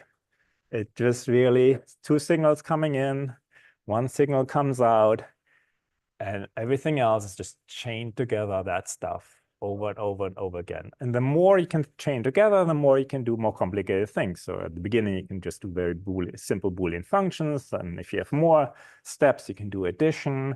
If you have more steps, you can do multiplication. And ultimately, you can do whatever we do nowadays, like play Minecraft. But it's all just because you can chain things together more and more. The same way, like another metaphor is you write a computer program and you only have 10 lines of code, there's only so much you can do. If you have 100 lines of code, you can do so much more with it. And that's what kind of happens. If the more processing layers you have, the more complex interactions between features you can model, and that's a great thing. Okay, here is my running example for the next half hour or so. That's a super simple neural network. So there's 2 input values, 2 hidden values, and 1 output value. We have 1 bonus addition here, which is a input value that is always 1. So this is called the bias unit. And why are we putting that there? So the main benefit of that is if you put in 0 and 0, doesn't even matter what the weights are. The output will always be 0 because you're only multiplying 0 with numbers. Doesn't matter what number you multiply, it's still going to be 0. And maybe you don't want that. Maybe if you put in 0, 0, you want to have some other output than 0. And that's where the bias unit comes in. So that allows you to then lift the floor or lower the floor for any kind of computation that comes in. Okay, so there's our neural network, 2 inputs, 2 hidden, 1 output. That's a very simple neural network. So let's put in some numbers. Let's put in 1 and 0. So this is the first computation, which is the first hidden node. So it's 1 times 3.7. 1 times 3.7 plus 0 times 3.7. Okay. Plus 1 times minus 1.5. That adds up to 2.2. So it's basically 3.7 minus 1.5 is 2.2. And then you gotta throw it through the sigmoid, and that gives us then 0.90. Sigmoid, unfortunately, is not that intuitive, but everything else you can do in your head. And the bottom one is you do the same thing and you get out 0.17. Okay, let's put that in our boxes and do the next step. And we basically do the same thing. We take the values, 0.9 times 4.5 plus 0.17 times minus 5.2, and then add in the bias unit, minus 2.0. That becomes 1.17. And then passing that to the sigmoid gives you that value. Okay, we did inference with a neural network. Great stuff. So here's different kinds of inputs you can put in there. So if you put in 0, 0, you get at the output 0.18. Put in 0, 1, you get as output 0.74, and so on. So if you round the output to the closest integer, you get as output 0, 1, 1, and 0. So this is XOR. So this neural network can do XOR. That's amazing. Linear classifier can't do this. This neural network can do it. And this is a very simple neural network. You can actually see what is happening. And so if you look at the 2 hidden nodes, so the first one, it has high values if any of the inputs are 1. So it's kind of a logical OR. So if any of the inputs are 1, it has a high value. If both of them are 1, you get a really high value. But since the sigmoid caps it at 1, it can't get higher than 1. It's not that much higher. So 0.99 is higher than 0.88, but not that much higher. And the second one is like a logical AND. So it's always low, except if both of the inputs are high. If both of the inputs are high, then it actually creeps up. Otherwise, it's like 0.1, 0.2, 0.0. So you basically have an AND and an OR. And what XOR actually is doing is taking an OR and subtracting the AND. And that's what's happening in the last step. So it first computes an OR, and then an AND, and then it subtracts the AND from the OR. And that's what is happening here. So you can understand it like as a Boolean circuit that does 2 separate operations. And you can also see why the nonlinearity is very important, because if you would just have a linear model and you put in 2 numbers, 2 ones, it would get much, much bigger. And then it doesn't matter how much you subtract, it's still going to be a high number. So it's important that it gets capped, that it doesn't, if you put in 2 ones, it doesn't get that much higher than having only one of the ones in there. Okay, so That's a neural network inference. That's all there is to say about it. This is super simple, just, multiplications, additions, some weird activation functions. So how do we learn these things? So we have a lot of these weights you have to learn. So the weights don't come out of nowhere. Like here on the slide, you have to learn them. And we learn them by basically observing what they're doing and then seeing what they should have been doing and then fixing it. So in this particular example, we say we really wanted to build XOR. So the input is 1 and 0. We got out 0.76. We're already happy about it because it's closer to 1 than to 0. Well, it's not quite a 1. I want it to be 1. A good XOR should give us 1 and not 0.76. So the difference between 0.76 and 1, somehow, how we define the difference is the error. So we want to adjust the weights so that next time it's going to produce something higher than 0.76, maybe all the way up to 1. So how can we adjust the weights to get there? So you can basically see if you change the weights, you can change the output. So the weights are the thing that we can fiddle with. So here is the one slide philosophy behind gradient descent training and backpropagation. So it requires kind of shifting in your mind how you now view the whole thing. So far we viewed it as like there's a function, there are input variables, output variables, variables coming in, variables coming out. Now we're gonna say, no, the inputs and outputs are not variables, they're fixed, they're the data, we can't change the data. The data is what the data is. The data is 0, 0 goes to 0, and 0, 1 goes to 1, and 1, 1 goes to 0. That's the data, you can't change the data. So that is, the X and the Y are not variables, they're fixed. What is variable are the weights. The weights are the things we want to learn. So the weights are the things we want to learn. They're the variables. The data is given. They're constant. There's nothing you can do about it. So the error is really a function of the weights. If we had different weights, we had a different error. So if we change our model and you put in different weights, we get different errors. So we want to reduce the error. So we basically want to now figure out how should we change the weights. So the idea of gradient descent is that we want to move towards the error minimum. So again, we have this view of the error as a function of the weights. So I don't know, maybe it's just now the time to show this picture. So there is like, this is just one weight, so we call lambda again. So if you change one of the weights, you're gonna get a curve like this, or something like, any kind, you get a curve. So you change one of the weights, and you can compute what the output is and what the error is. So each different weight value, you get a different error. So that is some kind of curve, and ideally looks like this, where it has some minimum. It has a current value. So we say currently it's like over there. And basically, we want to move it in the right direction towards the minimum.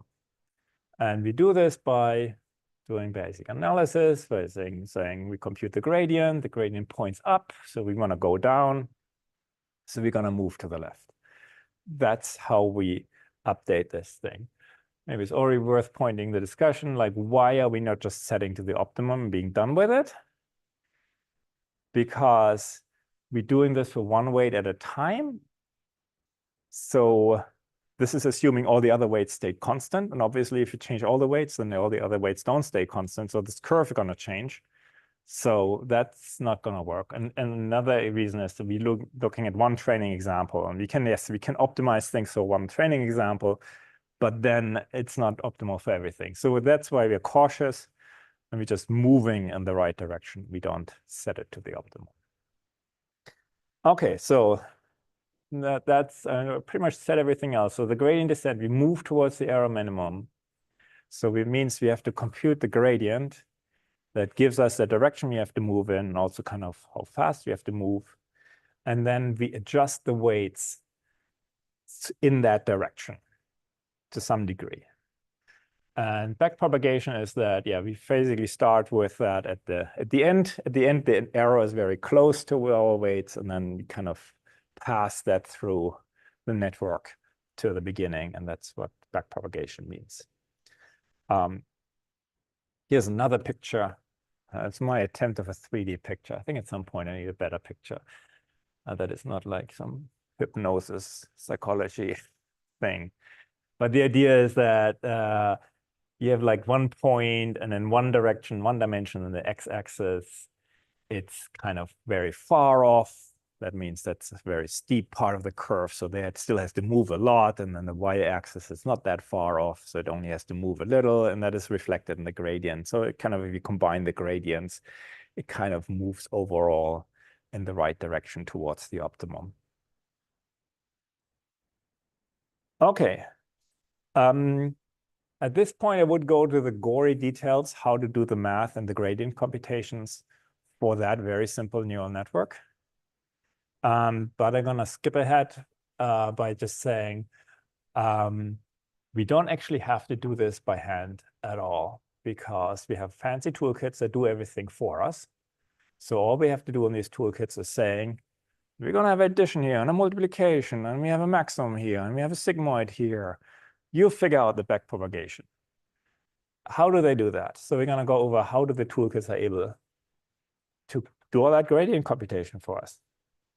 So the first thing is we're gonna do is we're gonna move from this cartoon of our neural network to a mathematical view of that, which previously we had nice kind of sums and additions and beautiful math. Now we have matrices, which are already a bit more abstract, but they have an advantage of being a bit more compact. So there you have like always a vector. So the input is a vector now. You have two values, 0, 1. So you have a vector coming in, gets multiplied with a matrix, and that gives you another vector, and the bias vector gets added up to it. Previously, I talked about weighted sums and everything, which I feel is more intuitive. But this is essentially the same thing. It's just a bit more abstracted away. So there's two layers that are actually the same, except that we have a different weight matrix and you have a different bias vector. Here's another way of looking at it, which is the view of a computation graph. So you have an input coming in at the top. I know nowadays you have to start at the bottom and go to the top, but these are my old slides. So you start at the top, input comes in, and each of these steps is kind of a computation step. So some computation happens there. So every blue box is like some calculation happens there. Some input values come in, a computation happens, and output values can get passed on to the next step. It's really good to view this in good old object-oriented computer science kind of programming. These objects are, they do a computation, they have input values, they store current values. So it's like a class. It has a method, which is the forward calculation, and later also then the backward calculation. It has a value stored in it, and later also the gradient values and so on. So that's what each of these boxes is. It is a computation. And maybe this is the point where I have to give some credit to the phrase deep learning, because this could be anything. It could be any computation you can put in there. Anything that takes input values, does some math with it, puts output values. The only requirement you have is that you have to be able to compute a gradient for the function you implement there. That's the only thing you have to do. If it's, if you don't like, if you want to have x squared on there, perfectly fine. You know what the gradient for that is. If you want to do any kind of other math, as long as there's a gradient for it, you can put anything in there. And people do that. And they put in all kinds of wacky stuff into these boxes. Okay, anything in brown are our trainable parameters. So this is our neural network from before. Now we're just gonna put the numbers. We're gonna put the numbers into that graph, and now we have beautiful matrices if you're into that kind of stuff. So we just kind of wrote, this is the same graph except now as a computation graph. So that means if we do inference in that, each node tells us what to do. So we have to do a product of the two things. That gives us that vector. Then we have to sum up two things. So that's very simple. That gives us this vector. Then we have to do the sigmoid on the sigmoid is elementary wise. So we do the sigmoid on each element in the vector. So that gives us this value. What do we do next? Next is another product. So that is now a 2 times 2 matrix. So that becomes a single number. So 3.18 apparently. Subtract the 2 from the bias, and oops, sorry, and that gives us 1.18, and then we do a sigmoid on that, gives us 0.765. So we basically did the inference. So basically, the computation graphs tells us which computation we have to do, and it basically there's some values that get fed through that whole thing, and some weights that also influence the decision. Okay, one more thing we actually have to do is we have to compute the error. For actual inference, we're done here. So if you just want to use that, we're done here, because we only want to have inputs coming in and outputs coming out. Machine translation, you have translation coming out, and we're happy. But for training purposes, we also need to know how well did we do. So we need to have some kind of error calculation. So the error calculation we do use here is L2 norm. This seems overly excessively complicated. Why don't just take the difference? So just taking the difference is not good, because we want the difference to be 0. So +1 is bad, -1 is bad, 0 is good. So if we should at least take the absolute then of the number, and that's mathematically, if you look at derivatives, that's already kind of messy. There are other reasons why this is a much better way of measuring, but you could do just the absolute of the difference. It's the L1 norm, perfectly fine. People use that for stuff. Okay. Yeah, so the why there's a 1/2, so the L1 norm is just like the difference squared. So that means -1 becomes 1, because the square of -1 is 1, and 1 still is 1. So that's the right thing for treats negative numbers the same way as positive numbers. Just want to know how far you away from 0. So that's why you square it. Why is that 1/2 in front of it? That pops up when you do the derivative, because that half allows you to eliminate any extra 2's that you accumulate. Okay, so gradient descent. So here's my story again. So we view the error as a function of the trainable parameters. So this is my same picture as before. And yeah, I'm not really saying anything new here. Okay, let's just go over that. So here is now the one big trick that allows the toolkits to do all that automatically for us. So what we do here is a lot of chained computations. So we have a function, and then we do another function, and we do another function, we do another function. So we kind of wrote this down here as f of g of x. So first we apply the function g, then we apply the function f.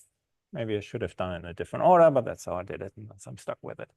This is like different formalisms, how that can be written. So f in a circle g is a composition of 2 functions, if that means anything to you. If you want to now compute the derivative of this, where you have a f and a g, this is the chain rule, and there's now 3 different ways how to write the chain rule. It's all the same. So top one is written with this composition, which is not at all intuitive for me. The second one is the one I'm going to stick with now a little bit. So apparently, if you have f of g of x and take the derivative of that is the derivative of f applied to a g of x times the derivative of g.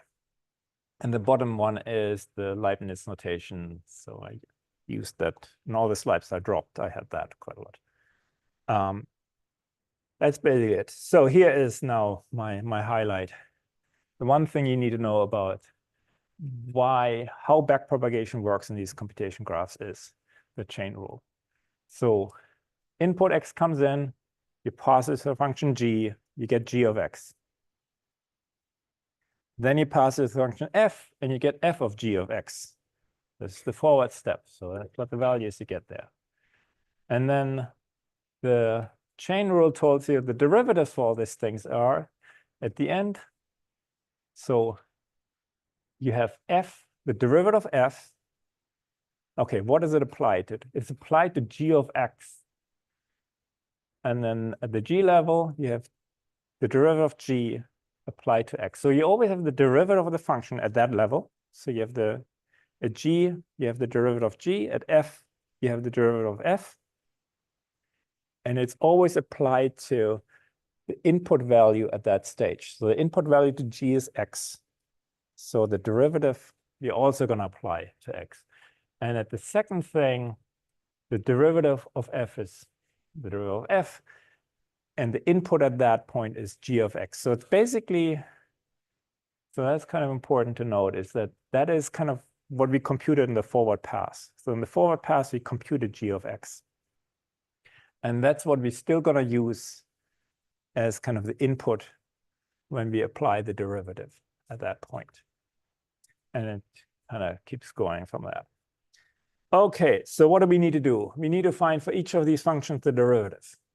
And derivative with respect to the inputs. So I have this very unusual notation here of derivative of output given input. I don't know if that's intuitive, but at least it's consistent. So sometimes you have multiple inputs.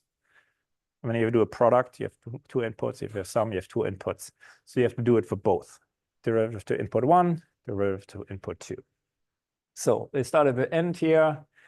So yeah, so the first way I write is the derivative of the L2 norm node with respect to the sigmoid node. I don't know if that's intuitive, but the derivative of the output given the input, and the output is that L2 norm equation, which was, now we call it I minus t squared, and then the half of that. What's the derivative of that? Okay, still do that in your head. So that's I squared minus 2ti times t squared. The derivative to I, t squared doesn't matter. That's a constant. So you have the 2ti. So that's then 2t. That's where the 1/2 already comes in handy because it eliminates the 2. And then you have the I squared. The derivative of that is 2i. Half of that, 2 disappears again. Beautiful, all the 2's disappear. You end up with t minus I. Yeah, so there's a negation that happens there. Anyway, so then sigmoid, yeah, I have some version of these slides where I have a whole slide on how the derivative of sigmoid works and how you can do it at home by yourself, but let's just assume that that's a sigmoid. These are like some of these really, really simple derivatives. You have sum of two values. What's the derivative of I1 plus I2 with respect to I1? Well, I2 is constant, disappears. And derivative of I1 with respect to I1 is just 1.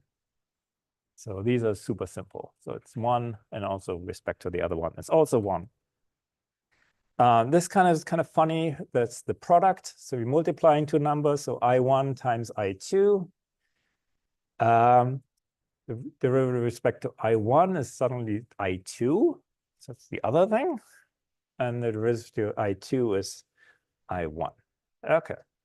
And then the rest is exactly the same thing again, because we have, again, the sigmoid, the sum, and the product. So I'm not going to cut out the slides for that nonsense. Okay, so here we are.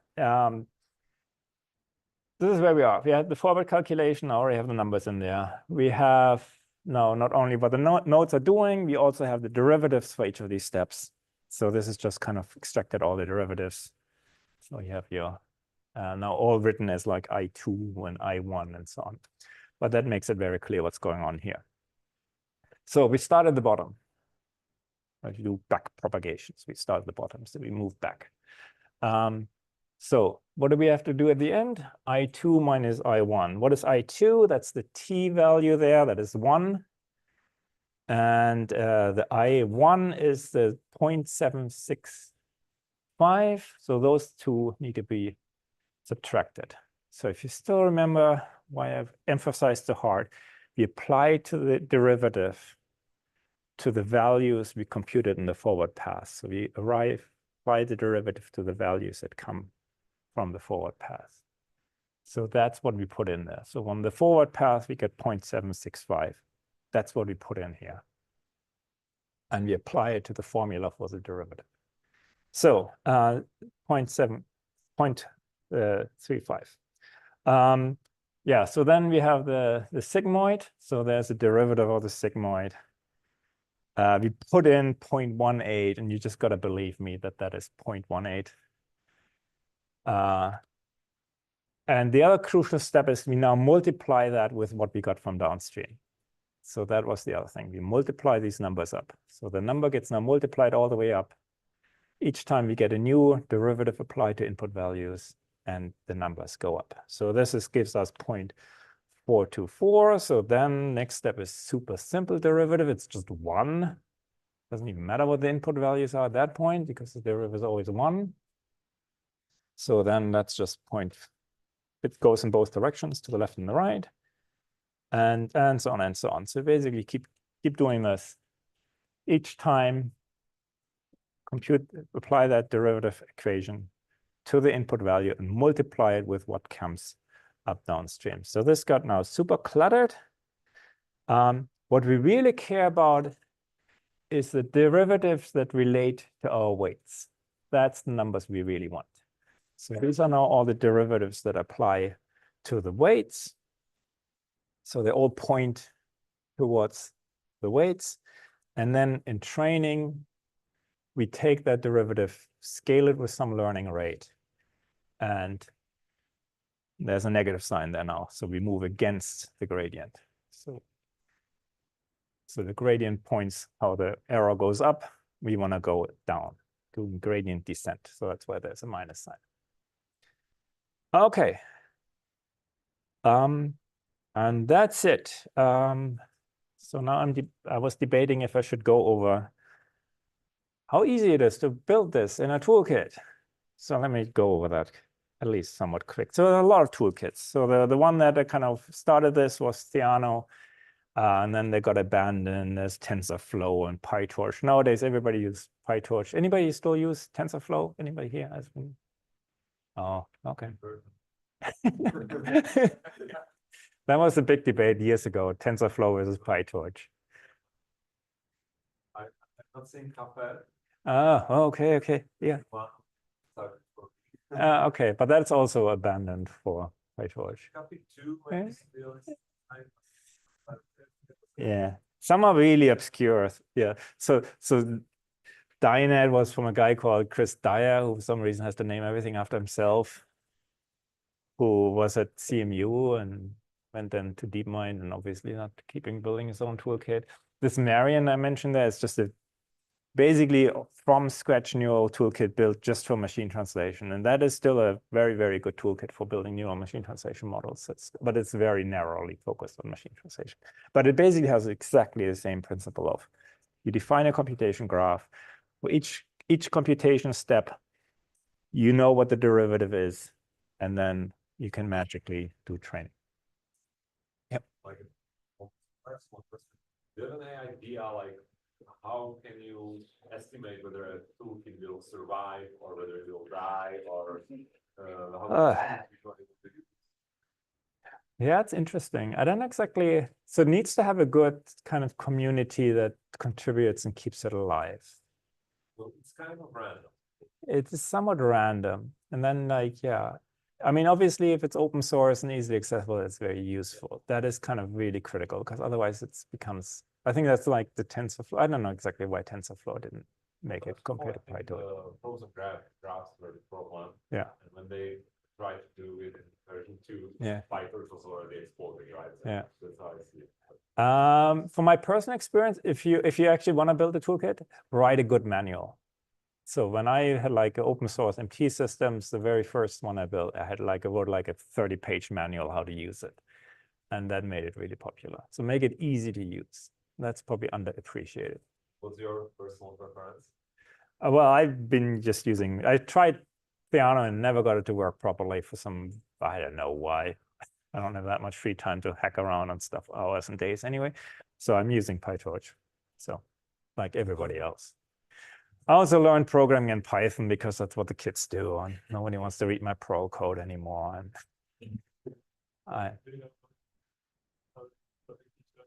yeah.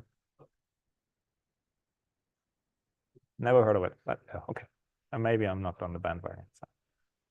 If the kids use it, I use it too. So. I'm not getting. We're not going to have a VI versus Emacs debate anymore. Nobody uses VI or Emacs anymore, is it? Yeah, you're good. Okay.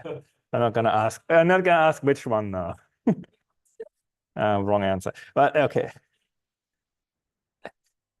Okay, so but all these toolkits is basically they have that kind of some kind of code support to write a computation graph, and then you also have to basically provide the training data and the training strategy, and the toolkit does the rest. And also what is really nice is a lot of the big heavy matrix multiplications are all done on GPU, and that sounds like really, really complicated because you have to write code that runs on a CPU and write code that runs on a GPU. You don't have to worry about it at all. You just say like, there's a GPU available, and PyTorch uses it. So how do you use it? You write pip install PyTorch. After you set up a virtual environment, and after you set up a system that allows you to set up virtual environments, all that, but then it's really easy to use. So in our little case here now, I changed the weights for no good reason at all. Probably should change it to the standard. But basically, these are our weight matrix, bias vector, weight matrix 2, bias vector 2. You basically say what the values are. That's kind of important. Requires grad equals true. That's already kind of a good hint because these are weights. We want gradients for them. We need gradients for them. So we want gradients for them. So these are not constants. You could also have constants that never change, and then you don't need gradients for them because they're never going to change. So gradients, true. And then it's a floating point number because what else would it be? Then here's your input and output values. For these are also, you give the numbers. For those, you don't need the gradients. You're not going to change the input and output numbers. They are fixed. Then you write your computation graph. And this is both beautiful and deceptive. So the one that's beautiful about it, it looks like just math. It looks really like you're taking a bias vector that was 1 and 0, and then you multiply it with that. But what's going on behind here is not, you have some variables and you do some computation and store the variables. You're actually building objects in a graph. So B is an object, and the W is an object, and the X is an object. And the S is not just some value you computed, it's actually a new object in the graph. So it's kind of overloading the semantics of plus and so on, because it actually builds objects that not only have a value when you do the forward pass, they also have a computation associated with it. They have the derivative of the computation associated with it. They have also memory to store the gradients and all that. So there are like classical object-oriented programming classes or instances of classes. So then you have the H. So this is the weighted sum, and we do the sigmoid, then we do the weighted sum, and we do the sigmoid. And then at the end, we write the error. This builds the graph. So it's very beautiful, very easy. This is kind of how you should define kind of the graph by just writing down what the equations are. And how to do the backward pass? That's how you do the backward pass. Just backward. So if you write it like this, it actually does, you define the graph, and while you define the graph, it also does the forward calculations. So at the end, you can actually read out what is y, and you can read out what is error.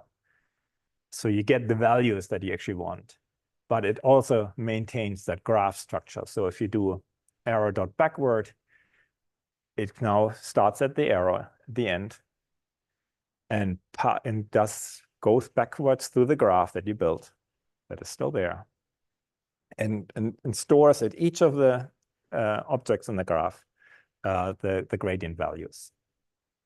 So that's all you have to do.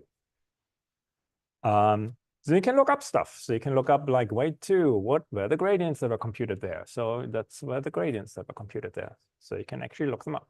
It's nice. It's all very transparent.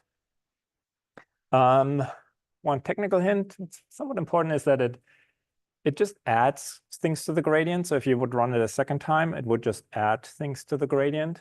So if you do a second backward path, it suddenly now the gradients are twice because it went over the second time.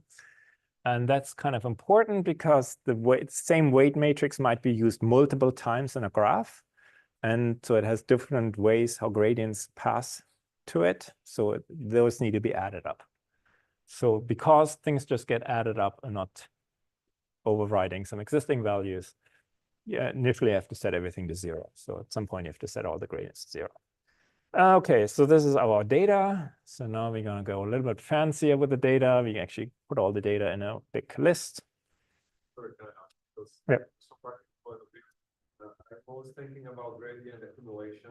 Yeah. Can I just perform it for few batches? I just Yeah. do not zero regrets. Yeah. So they all just accumulate until, yeah, they always just accumulate. They I never. was wondering whether there's something hidden that I don't see, but No. I was always wondering like this. No. Okay. So this is a training data. So it's just a list of all the input values and output values. And then this is the entire code. So what do? We have our learning rate, 0.1, which is an insanely high learning rate. It's usually 0.0001 or something like this. We're gonna do 1,000 epochs, which is also quite a lot, but then we only have 4 training examples. So, so then we go through. So going once over the training data is called the epoch, because you need to have fancy words for everything. Then we're gonna go through all the training examples. So this is now processing one example at a time. So we can pull out the X value and the target value. Each time we build our computation graph from scratch, which is, yeah, whatever. We just do it that way. And we have the error, and we add up the error.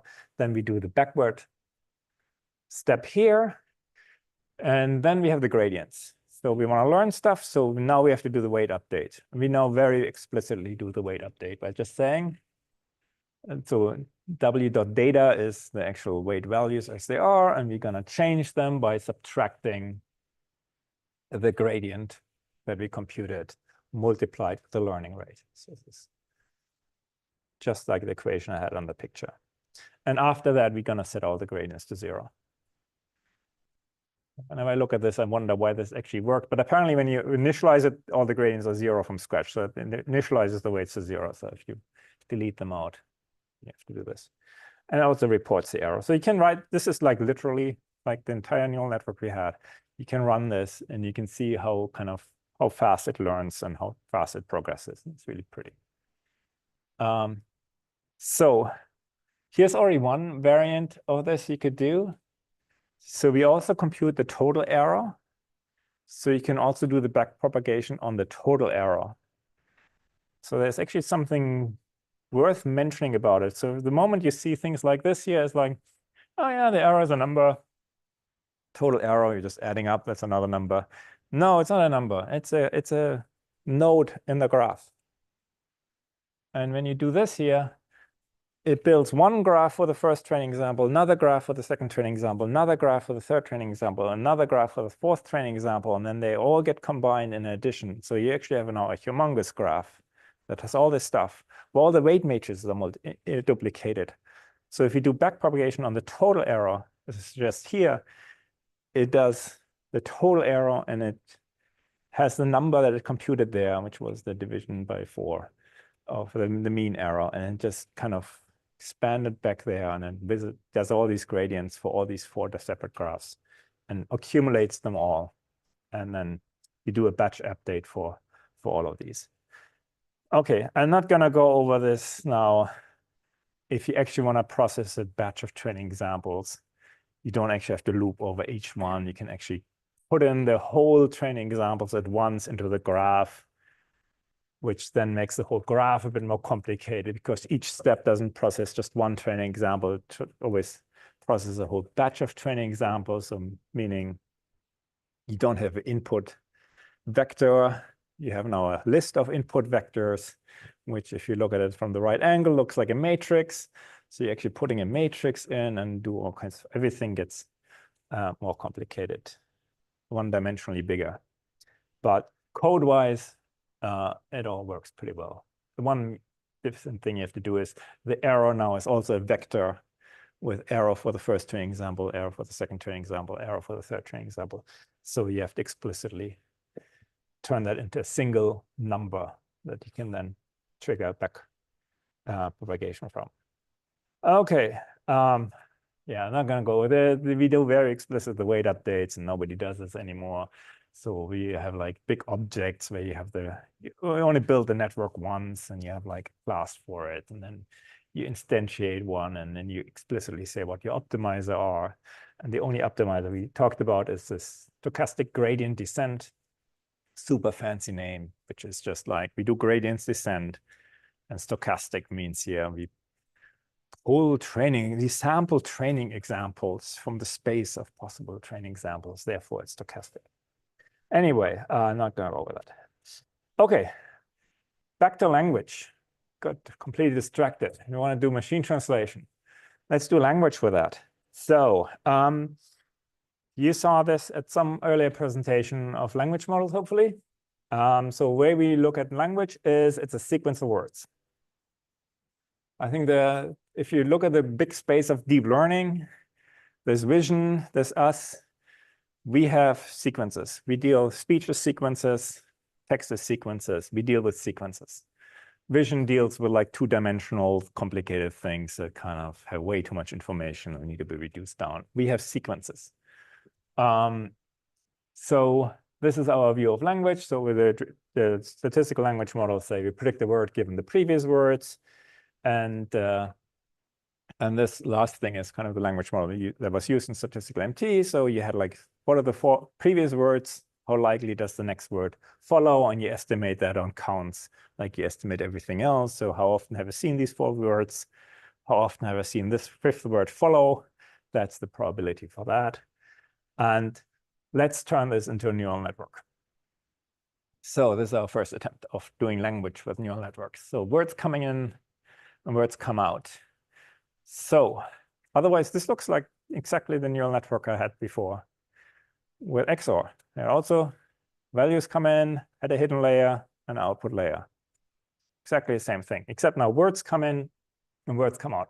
And that's where things get a little bit iffy because we need floating point numbers in all of these things. Words are not floating point numbers. So how can we turn words into floating point numbers? And this is where we do something really crazy, which is we just build gigantic vectors. So if you have a vocabulary of 20,000 words, we're gonna now have a 20,000 dimensional vector that is almost everywhere 0, except in one spot, the kind of element in the vector that corresponds to the word. So dog is word number 5. Therefore, the vector is 0, 0, 0, 0, and then 1, the 5th position, and then 0, 0, 0 until the end. And cat is word number 7 or so. Why not just put in the number of the word? That is like, if you would just think about it for like 3 seconds. Cat is word number 5, let's put in 5. And dog is 7, let's put in 7. And fish is 15, let's put in 15. That would be easier. It has the big problem that word number 5002 and 5003 are really, really close. So they have almost the same value, but they might have absolutely nothing to do with each other. One might be a refrigerator and the other one is swimming. And just the model views them as very, very similar, but they have actually nothing to do with each other. This guarantees that they're all the vectors for the words are all orthogonal to each other. So they have initially have nothing to do with each other. They're all very, very different vectors. But it's a very large vector, and that definitely caused a lot of headaches to actually pull this off computationally. Okay, so we add now one more thing to this stuff, which is, okay, we have this gigantic 20,000 dimensional vector, which is all just zeros and just 1, 1 somewhere. And before we're gonna do anything else in with it, we reduce it to a smaller vector, still a huge vector. So 500 dimensional, 1,000 dimensional, but just stick with 500. So we're gonna reduce it into a 500 dimensional vector, which now has like real valued numbers all over the place. Yeah, it's a bit smaller than 20,000. And then we do basically everything else after that is pretty standard. So we have now a 500 dimensional vector. We can multiply it with a matrix. We have an activation function. And we're going to do the same thing again, multiply it with a matrix. So at the output side, we again have to blow it up into 20,000 dimensional vector, because what we're actually predicting is, the word dog, which is 0, 0, 0, 1, 0, 0, 0. So we have to predict a vector that size that hopefully is, maybe not 0, 0, 1, 0, 0, 0, but like 0.01, 0.01, 0.01, 0.9, 0.01. So something very close to that. So it's actually what we're predicting is a probability distribution of the output words. So we the softmax guarantees that the output values are all between 0 and 1, and they all add up to 1. Okay, here's actually all you need to know to re-implement that yourself. This is now 20 years ago in Geo. So when these things come up, they were called continuous space language models. At least that's how I heard about them. So back in that time, people were still embarrassed to call things neural networks because that doesn't work.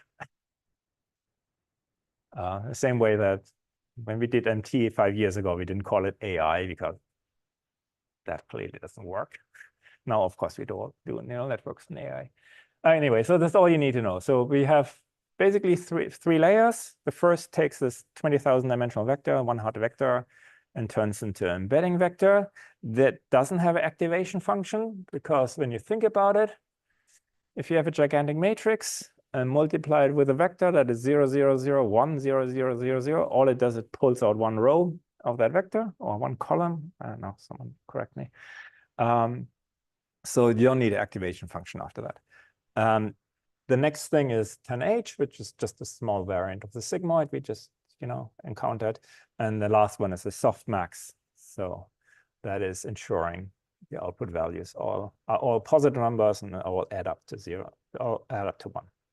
And then training is, you can loop this over all the training data. So you basically take all the text in the world, look at 5 words in a sequence. The first 4 words are your input, and the 5th word is your output. And that's your training data. So kind of just loop over that and run it. So I highlighted a little bit this first step. So when you have a word coming in and you predict the embedding. So how does that embedding look like? So it looks like this. So this is now scaled down to 2 dimensions because it's hard to look at 500 dimensional vectors. You can look at 2-dimensional vector by just looking at like the most dominant directions in that space and whatever you do. Here's a bit highlighted, and it's like, oh, look, beautiful stuff happens. So if you look at the vector for losing and winning and scoring and playing, they all look almost the same. So this seems to be magically discover semantics of words. It learns that scoring and playing and winning and losing are very similar, especially winning and losing are really, really similar. So you might argue with that because winning is the opposite of losing.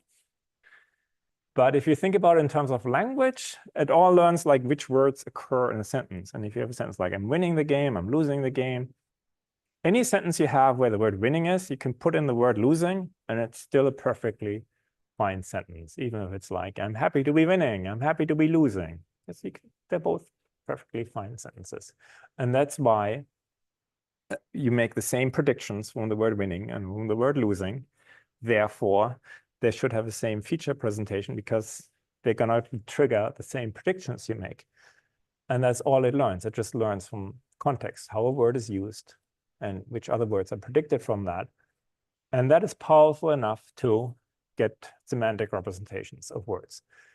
We knew this already 20 years ago by just looking at co-occurrence statistics of words. So just if you look at a word and what the words are to the left and to the right and just kind of collect up counts and then turn that into vectors and then compare those vectors, you can already do a lot of kind of distributional semantics, as it was called back then, because it looks at the distribution of the words around the word.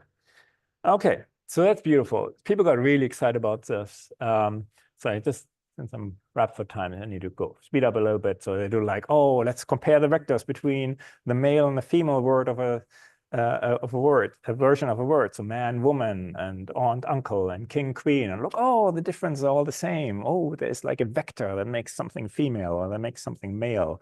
And there's another vector that makes something plural. And then all kinds of other stuff like comparatives and verb tenses. So there's a vector that takes a verb and makes it into a past tense verb. And you can do analogy with that because there's a relationship between clothing and shirt. Clothing is a general term for shirt. And the same relationship holds for dish and bowl because dish is the more general form of bowl. And you can do analogy reasoning. So you can already do SAT tests with that stuff. Yeah. If I have the embedded vector, Yeah. how do I get back to vocabulary?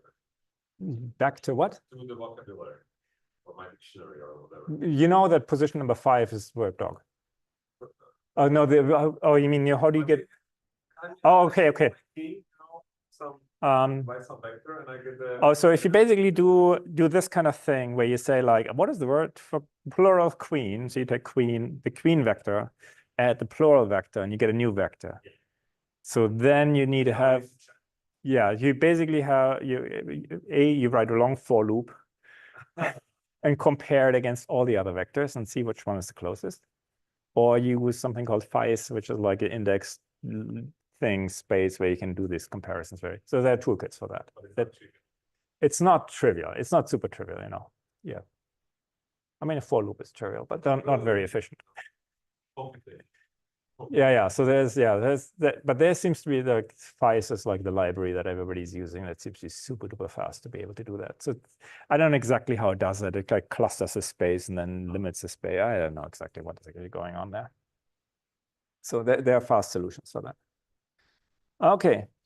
So let's scale up our game a little bit in terms of neural networks. So we had like an n-gram language model as a neural network. Yeah. Well, one more question.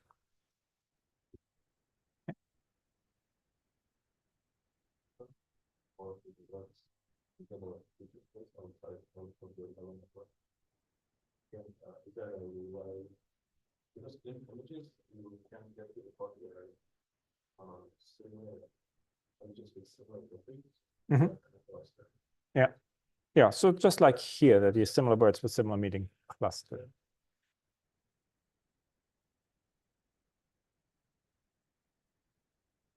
Like beyond what I mean, so here's a blown up version so that you can look at clusters.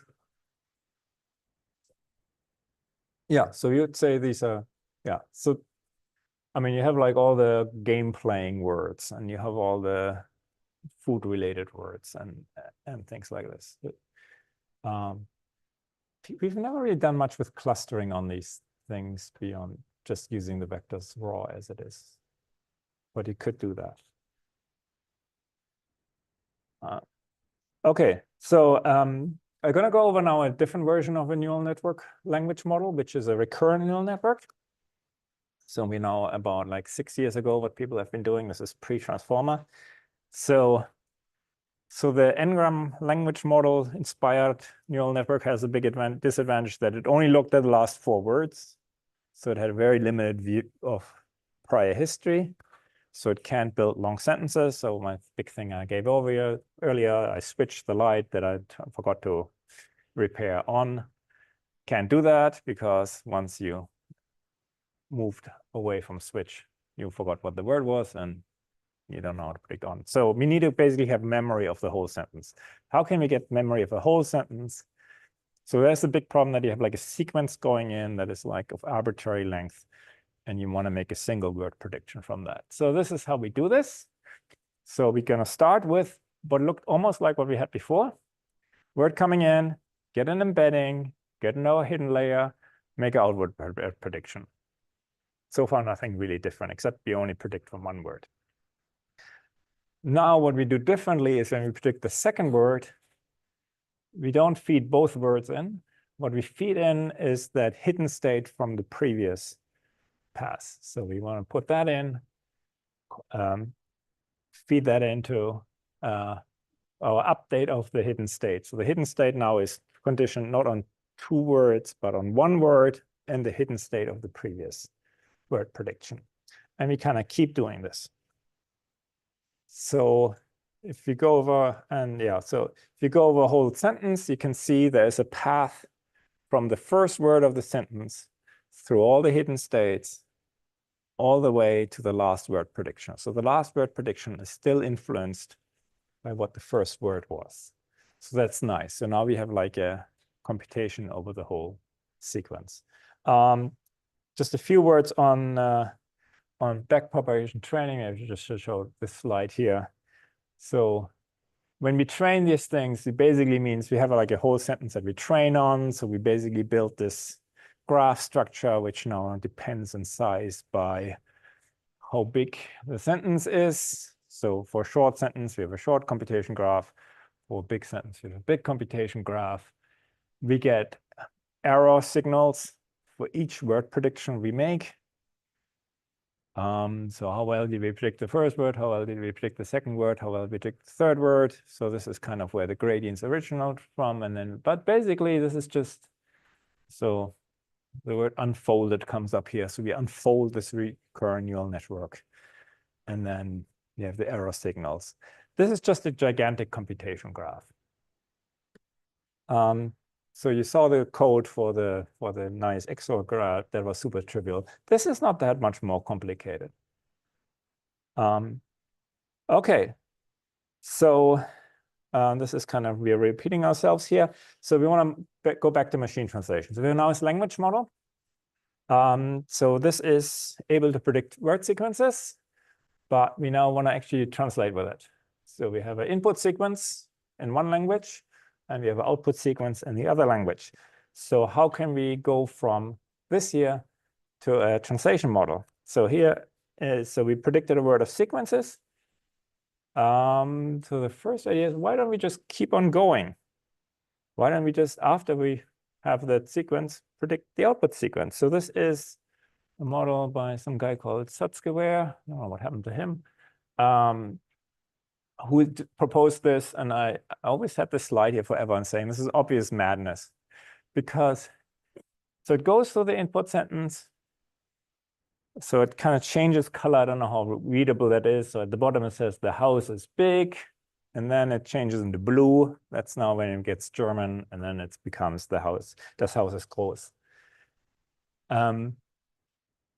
Intuitively, yeah, sure. You process the entire input sentence. You now produce the entire output sentence, but you're asking a lot of that recurrent state right in the middle. So the right in the middle, that recurrent state has to memorize the entire input sentence. So I didn't really believe that a single vector can memorize the entire sentence. People never really followed up because I did something else. So I don't know exactly how well these really work. So my intuition was always, it works for short sentences, but for long sentences, it couldn't possibly work. Especially like in the decoder, it has to remember the entire input sentence, but it also has to keep check of what it already produced. So it kind of knows it still has to translate a few words that it hasn't translated yet. And that seems to be a lot to ask. I don't know how well these things actually really worked. Anybody? Yeah.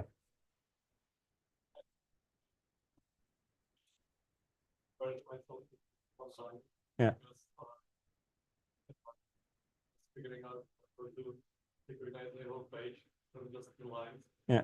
And I thought I can just concatenate the lines both sides. Yeah. Yeah. Some people Yeah. tried it like well. Yeah, there's a lot of like, yeah. Yeah. But just learn some. Yeah.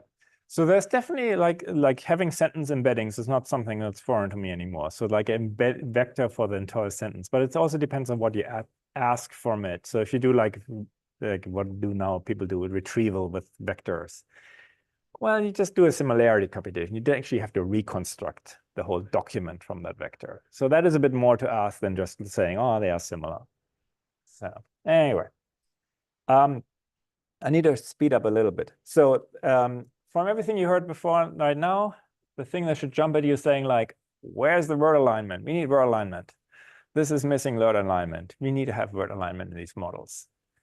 So because whenever you produce an output word, there's some words in the input that really matter, and you need to have that word alignment in there. And that is called the attention mechanism.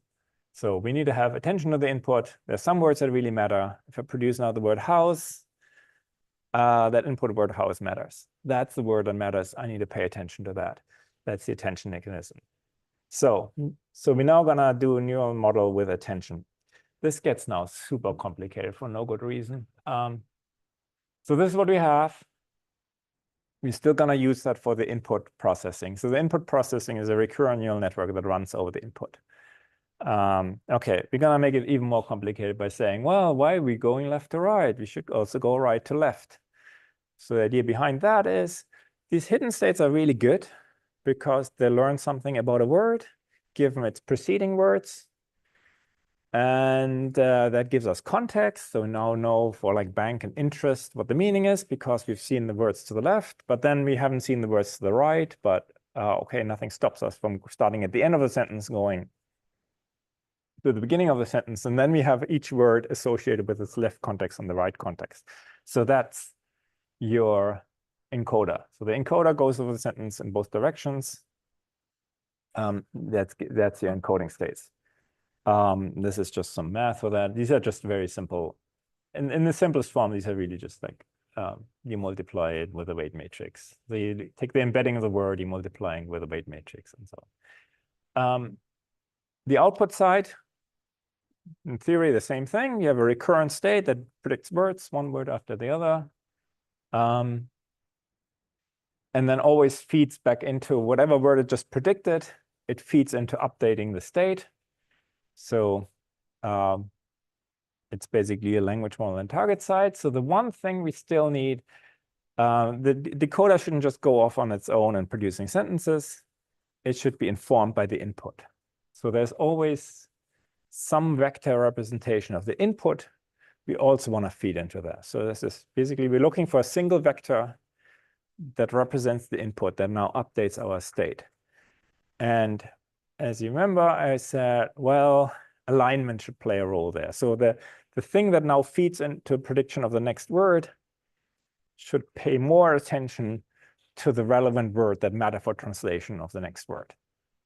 So kind of what we want there is some kind of word alignments. Is there anything? Yeah. What do I have here? Yeah, otherwise this is just a bunch of math for that. Okay, that's what. So I don't know a good way to illustrate how to really picture attention mechanism. That's a little bit unfortunate. But we have the following problem. So we have a decoder state that is called SI. And then we have all these encoder states, which are called HJ. And we basically want to know, given that we encoder state SI, how important is any of the HJs? So there's a lot of them. So we basically want to compare, given that we are in this particular decoder state, which of the input states now matters the most. So this is kind of your input-output problem. You have like two states coming in, decoder state, encoder state, and you want to know how much should you pay attention to this particular encoder state. So you want to basically two vectors coming in, a number coming out. So you want to learn some kind of weight, how to do this.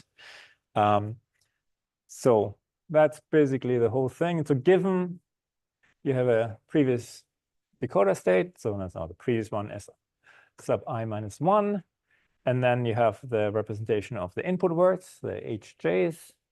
So you need to have some kind of alignment probability that needs to be computed at that point. So the input are S sub I minus I minus 1 and HJ, and a number comes out.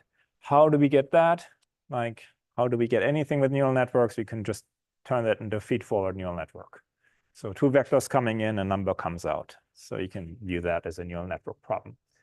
And that is one way to do it. And this is actually the original attention mechanism was done that way. So this just gives you arbitrary numbers. You have to do the softmax after that to get nice probabilities. Once you have that, you now take a weighted sum of the input vectors for all the words, weighted by that attention. So that's the key idea that survives kind of from these recurring neural networks, this idea of attention. Like you basically have two states, you compare them, you get a weight, and then use that weight to combine the encoder, the different input and vectors. Okay, I think I have to skip over a bunch of stuff now for time purposes. So maybe this is the scary picture I showed you right at the beginning. This is the whole recurrent neural network architecture. Absolutely ridiculously big. Everything is somewhat motivated by everything I said. And I always show this picture before that. It's not that scary. It's just big computation graph. You know how to do computation graphs. You can write this up. This is like, I don't know how many lines of PyTorch code you need to write that down. It's, I don't know, 20, 30? Seems like a bit crazy. I think the craziest thing is that this works at all. And that is really that flabbergasted me when I just like, how does this work? Interestingly, the first time they built these things, they built it on really large corpora. They did it on French, English with lots of data. which is already insane because the computational costs and everything. To give you a bit of intuition why that at all works, you can observe a little bit in training what it does. So if you basically train the model and just start training and see what it does, what does it predict? So at the beginning, it just randomly predicts words all over the place. Because what else would it do?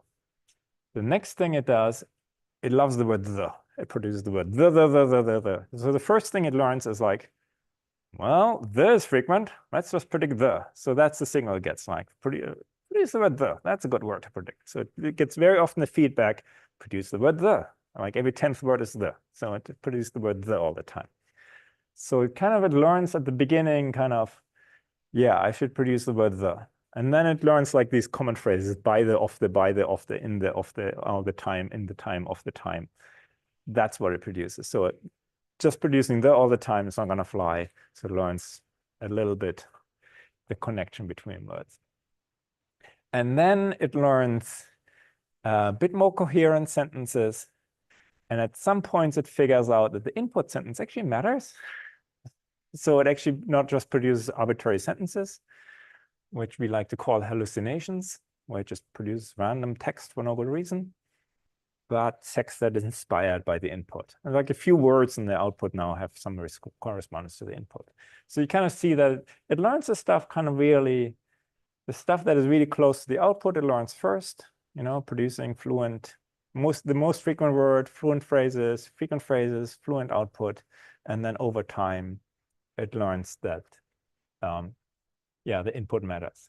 Because it's a bit unintuitive, like if the only signal you get is you should have produced the word dog instead of the word cat, how could that possibly update input embeddings? That's a bit hard to believe. But if you see that it built everything else already nicely, then maybe that becomes a bit more believable. Okay, quick run through attention, because I wanted to explain a transformer model at least to some degree. So attention mechanism, great stuff. That is the thing that kind of made it beyond madness of just concatenating recurrent neural networks. And the people looked into attention mechanism. This is the original attention mechanism. So it really is taking the S minus S sub 1, the decoder state, multiplied it with a weight matrix, takes the encoder state, multiplied it with a matrix, put in a bias term that gives you a vector out. So you have to return that into a number. So you just kind of do a dot product with another vector, also trainable parameter that gives you a number. So this is kind of like, what do you do? How do you do things with neural networks? Well, with a feed-forward layer. That's just the feed-forward layer. So there was a paper that came out a few years after that looked at all kinds of other stuff, including this here, where we just like, why don't we just take the dot product between those two things? So now we're looking at the, like, how similar is this decoder state to that encoder state, essentially? And that gives us a single number, so it's very efficient. It doesn't have any trainable parameters at all. So that's beautiful. And it did a bunch of other things. So that, but that dot product idea kind of is, so this is, yeah, Luang 2015 demonstrated good results with dot product. No trainable parameters, beautiful. Currently more popular. So this is now where the transformer people took off with saying, oh, okay, attention is great. Let's think about attention a little bit more. So they basically, their view of attention is this dot product. So dot product between the encoder state and the decoder state. They have this very complicated jargon, which I still don't fully like very much, of a query, a key, and a value. So you really just only have two things. So why do you have now three? Okay, so there's the query, which is the decoder state, the key, which is the encoder state. So the idea is like you do like a lookup in the database.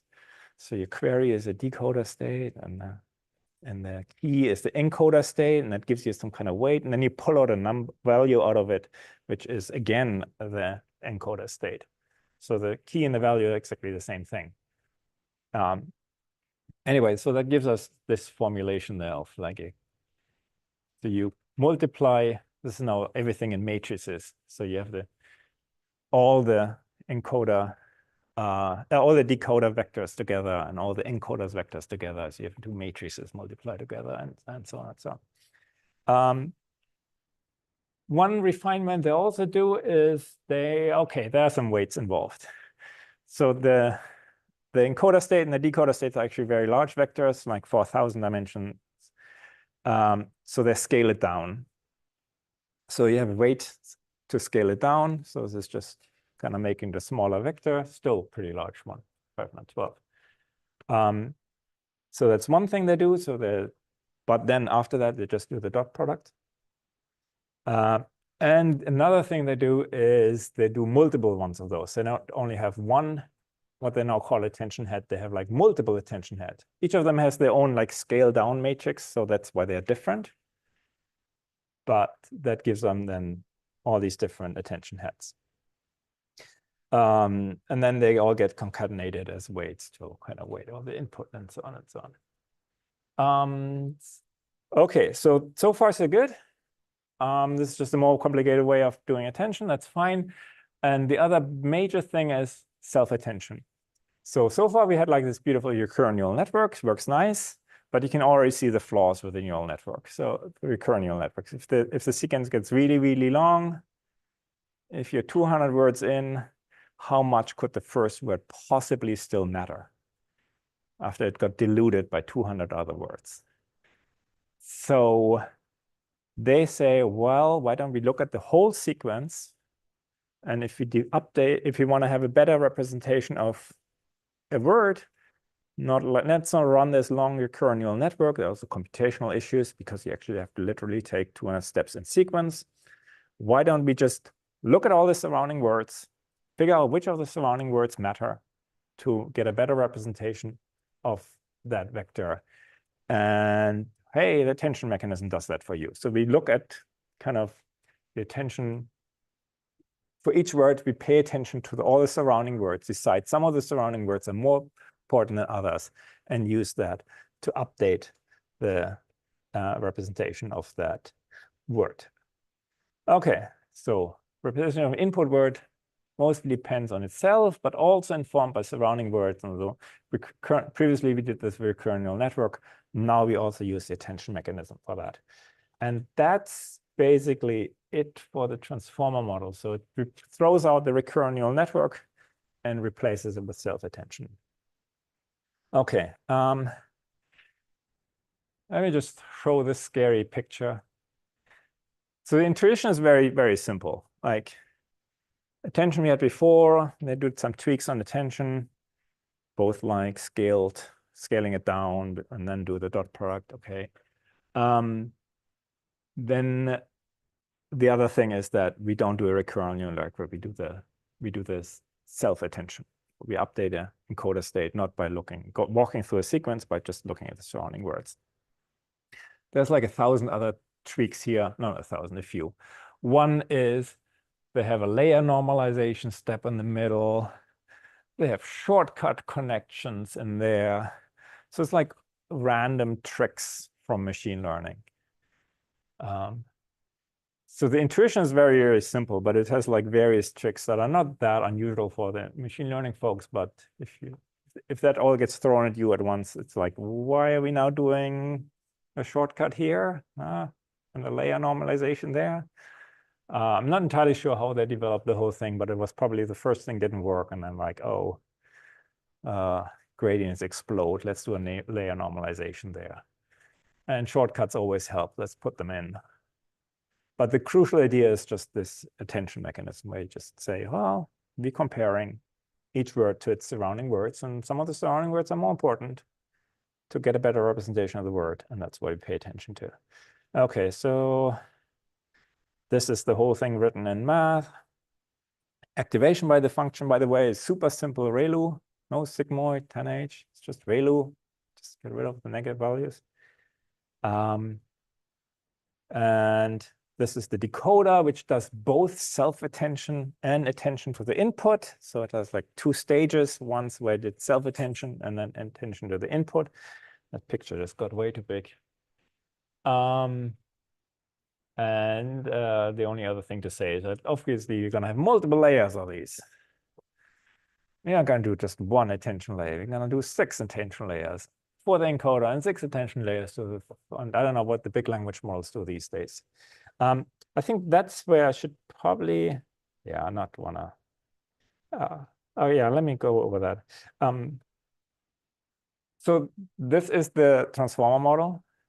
So this worked really well for machine translation. People have been using it since like 2017 or 2018. And then the language model people got a hold of that and say like, oh, we want to use that too. And they kind of use this and they're like, oh, we need an input and output, but it's language modeling. There's no input. So they did like this masked input, like let's mask the input and predict the output. And at some point they got to their senses and saying like, we don't actually need an encoder. We actually just need the decoder part of this because we're just predicting a sequence. There's no input. So what now is probably more common, and I think both still exist in large language models, both this encoder-decoder architecture, which is kind of ours from machine translation, but also the one that actually like we don't need an encoder because we are just predicting a sequence. So why are we doing all that? So all we're doing is the blue part, the decoder. Okay. Yeah, I don't know how much I want to comment on where we are with like large language models and TIA.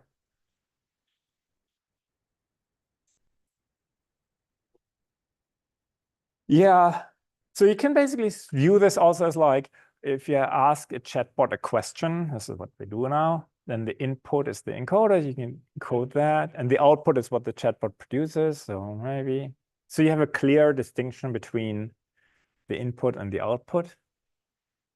That's the only real advantage you have on that, but it's not all that different because you do attention to the input and you do attention to the surrounding words. You just have now 2 different kinds of attention, but it's not really. You still have. Depends on how you use it, right? For Yeah. what kind of task. So sometimes the decoder is same structure as encoder, right? Yeah. In the generic. Yeah. Okay, so I think we're already out of time. So I wanted to say a little bit about, large language models. So as I said at the beginning, they were really trained as like, let's mask out some input. Let's use a transformer model. We're like, of course you should use a transformer model. We've been using it for years. So what are you doing? So this was the first big influential paper of like, oh, language models can do everything if you train them on gigantic amounts of data and have gigantic language models. Like turn every task into just a language prediction task, including like, can you translate this into English? And yeah, it didn't work very well because the language model they used threw out all the non-English text because that's just garbage. The only text that matters is English. Everything else is just noise. But lately they do train them on also multiple languages. So they checked on how well does it do. So as of last year, it doesn't do as well. So here's some evaluations. If you actually build kind of a dedicated machine translation system, you still do better than a large language model. I think the main error difference is that the large language model are more likely to just drop stuff and forget things and hallucinate things. Here's, I think, the most interesting paper from last year, where they now had one of these language models that could do translation. And this is my contribution to the whole debate, is that emergent behavior. Is it like deep in its inside, the language model is now conscious and now knows how to reason about language? And this paper looked at like, what's actually in the training data? And the training data is a lot of translated text, like text paired with translations. So they looked at documents that had both French and English in it. And basically, yeah, quite a lot of the documents had like multilingual content in it. How far do I go over that? So they did like the whole pass of, let's pull out that data out. Let's pull out all the documents that have both French and English in it. Let's pull out the English sentence, pull out the French sentences, figure out which are the translations of each other, use that as training data to build a neural machine translation system, and it does great. So it basically is trained on translated text and on translation text. And then they did like, what if you throw all that out? if we throw out all the bilingual documents and only have purely English and purely French documents, and then the translation performance completely tanked. So this is my defensive take of language model people think they can do better than us, but no. And this is now my other take, which is like, oh wait, language model, Transformer, we've been doing this for years. Glad you guys catch up. You present it with slightly different data. I mean, so yeah, you give it monolingual text. We have been giving language models monolingual text too. We've been pre-training models, transformer models with monolingual text. We've been doing this forever too. And it's helpful, yeah, sure. So the difference between like a machine translation model and a large language model is really just the kind of data you feed it. I mean, besides the encoder, decoder debate, that's a bit different. But otherwise, it's the same model. It's just a matter of what training data you put in it. And we have been pre-training them with monolingual data before too. We have been pre-training them with like masked language model data just for low resource languages. That's really helpful. So it's kind of, yeah, I say here the word convergence. So what's the difference between a language model and translation model is not that clear. And ultimately, all these things are going to merge. I think this is like one of the big things we're going to see anyway. So we have language and speech models, language and speech and vision models. If you just throw in all the parallel text in the world, how different is it really from a machine translation model? And if you throw in all the vision data and all the speech data, how is it different from an ASR model? Because it's trained on the same kind of data. And that's it. So join us for the lab.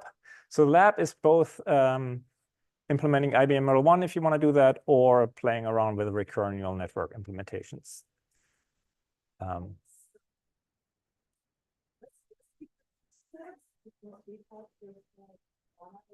Minutes for lunch. Okay. Any more questions in the lab? Okay. Okay. Thank you. Thank you.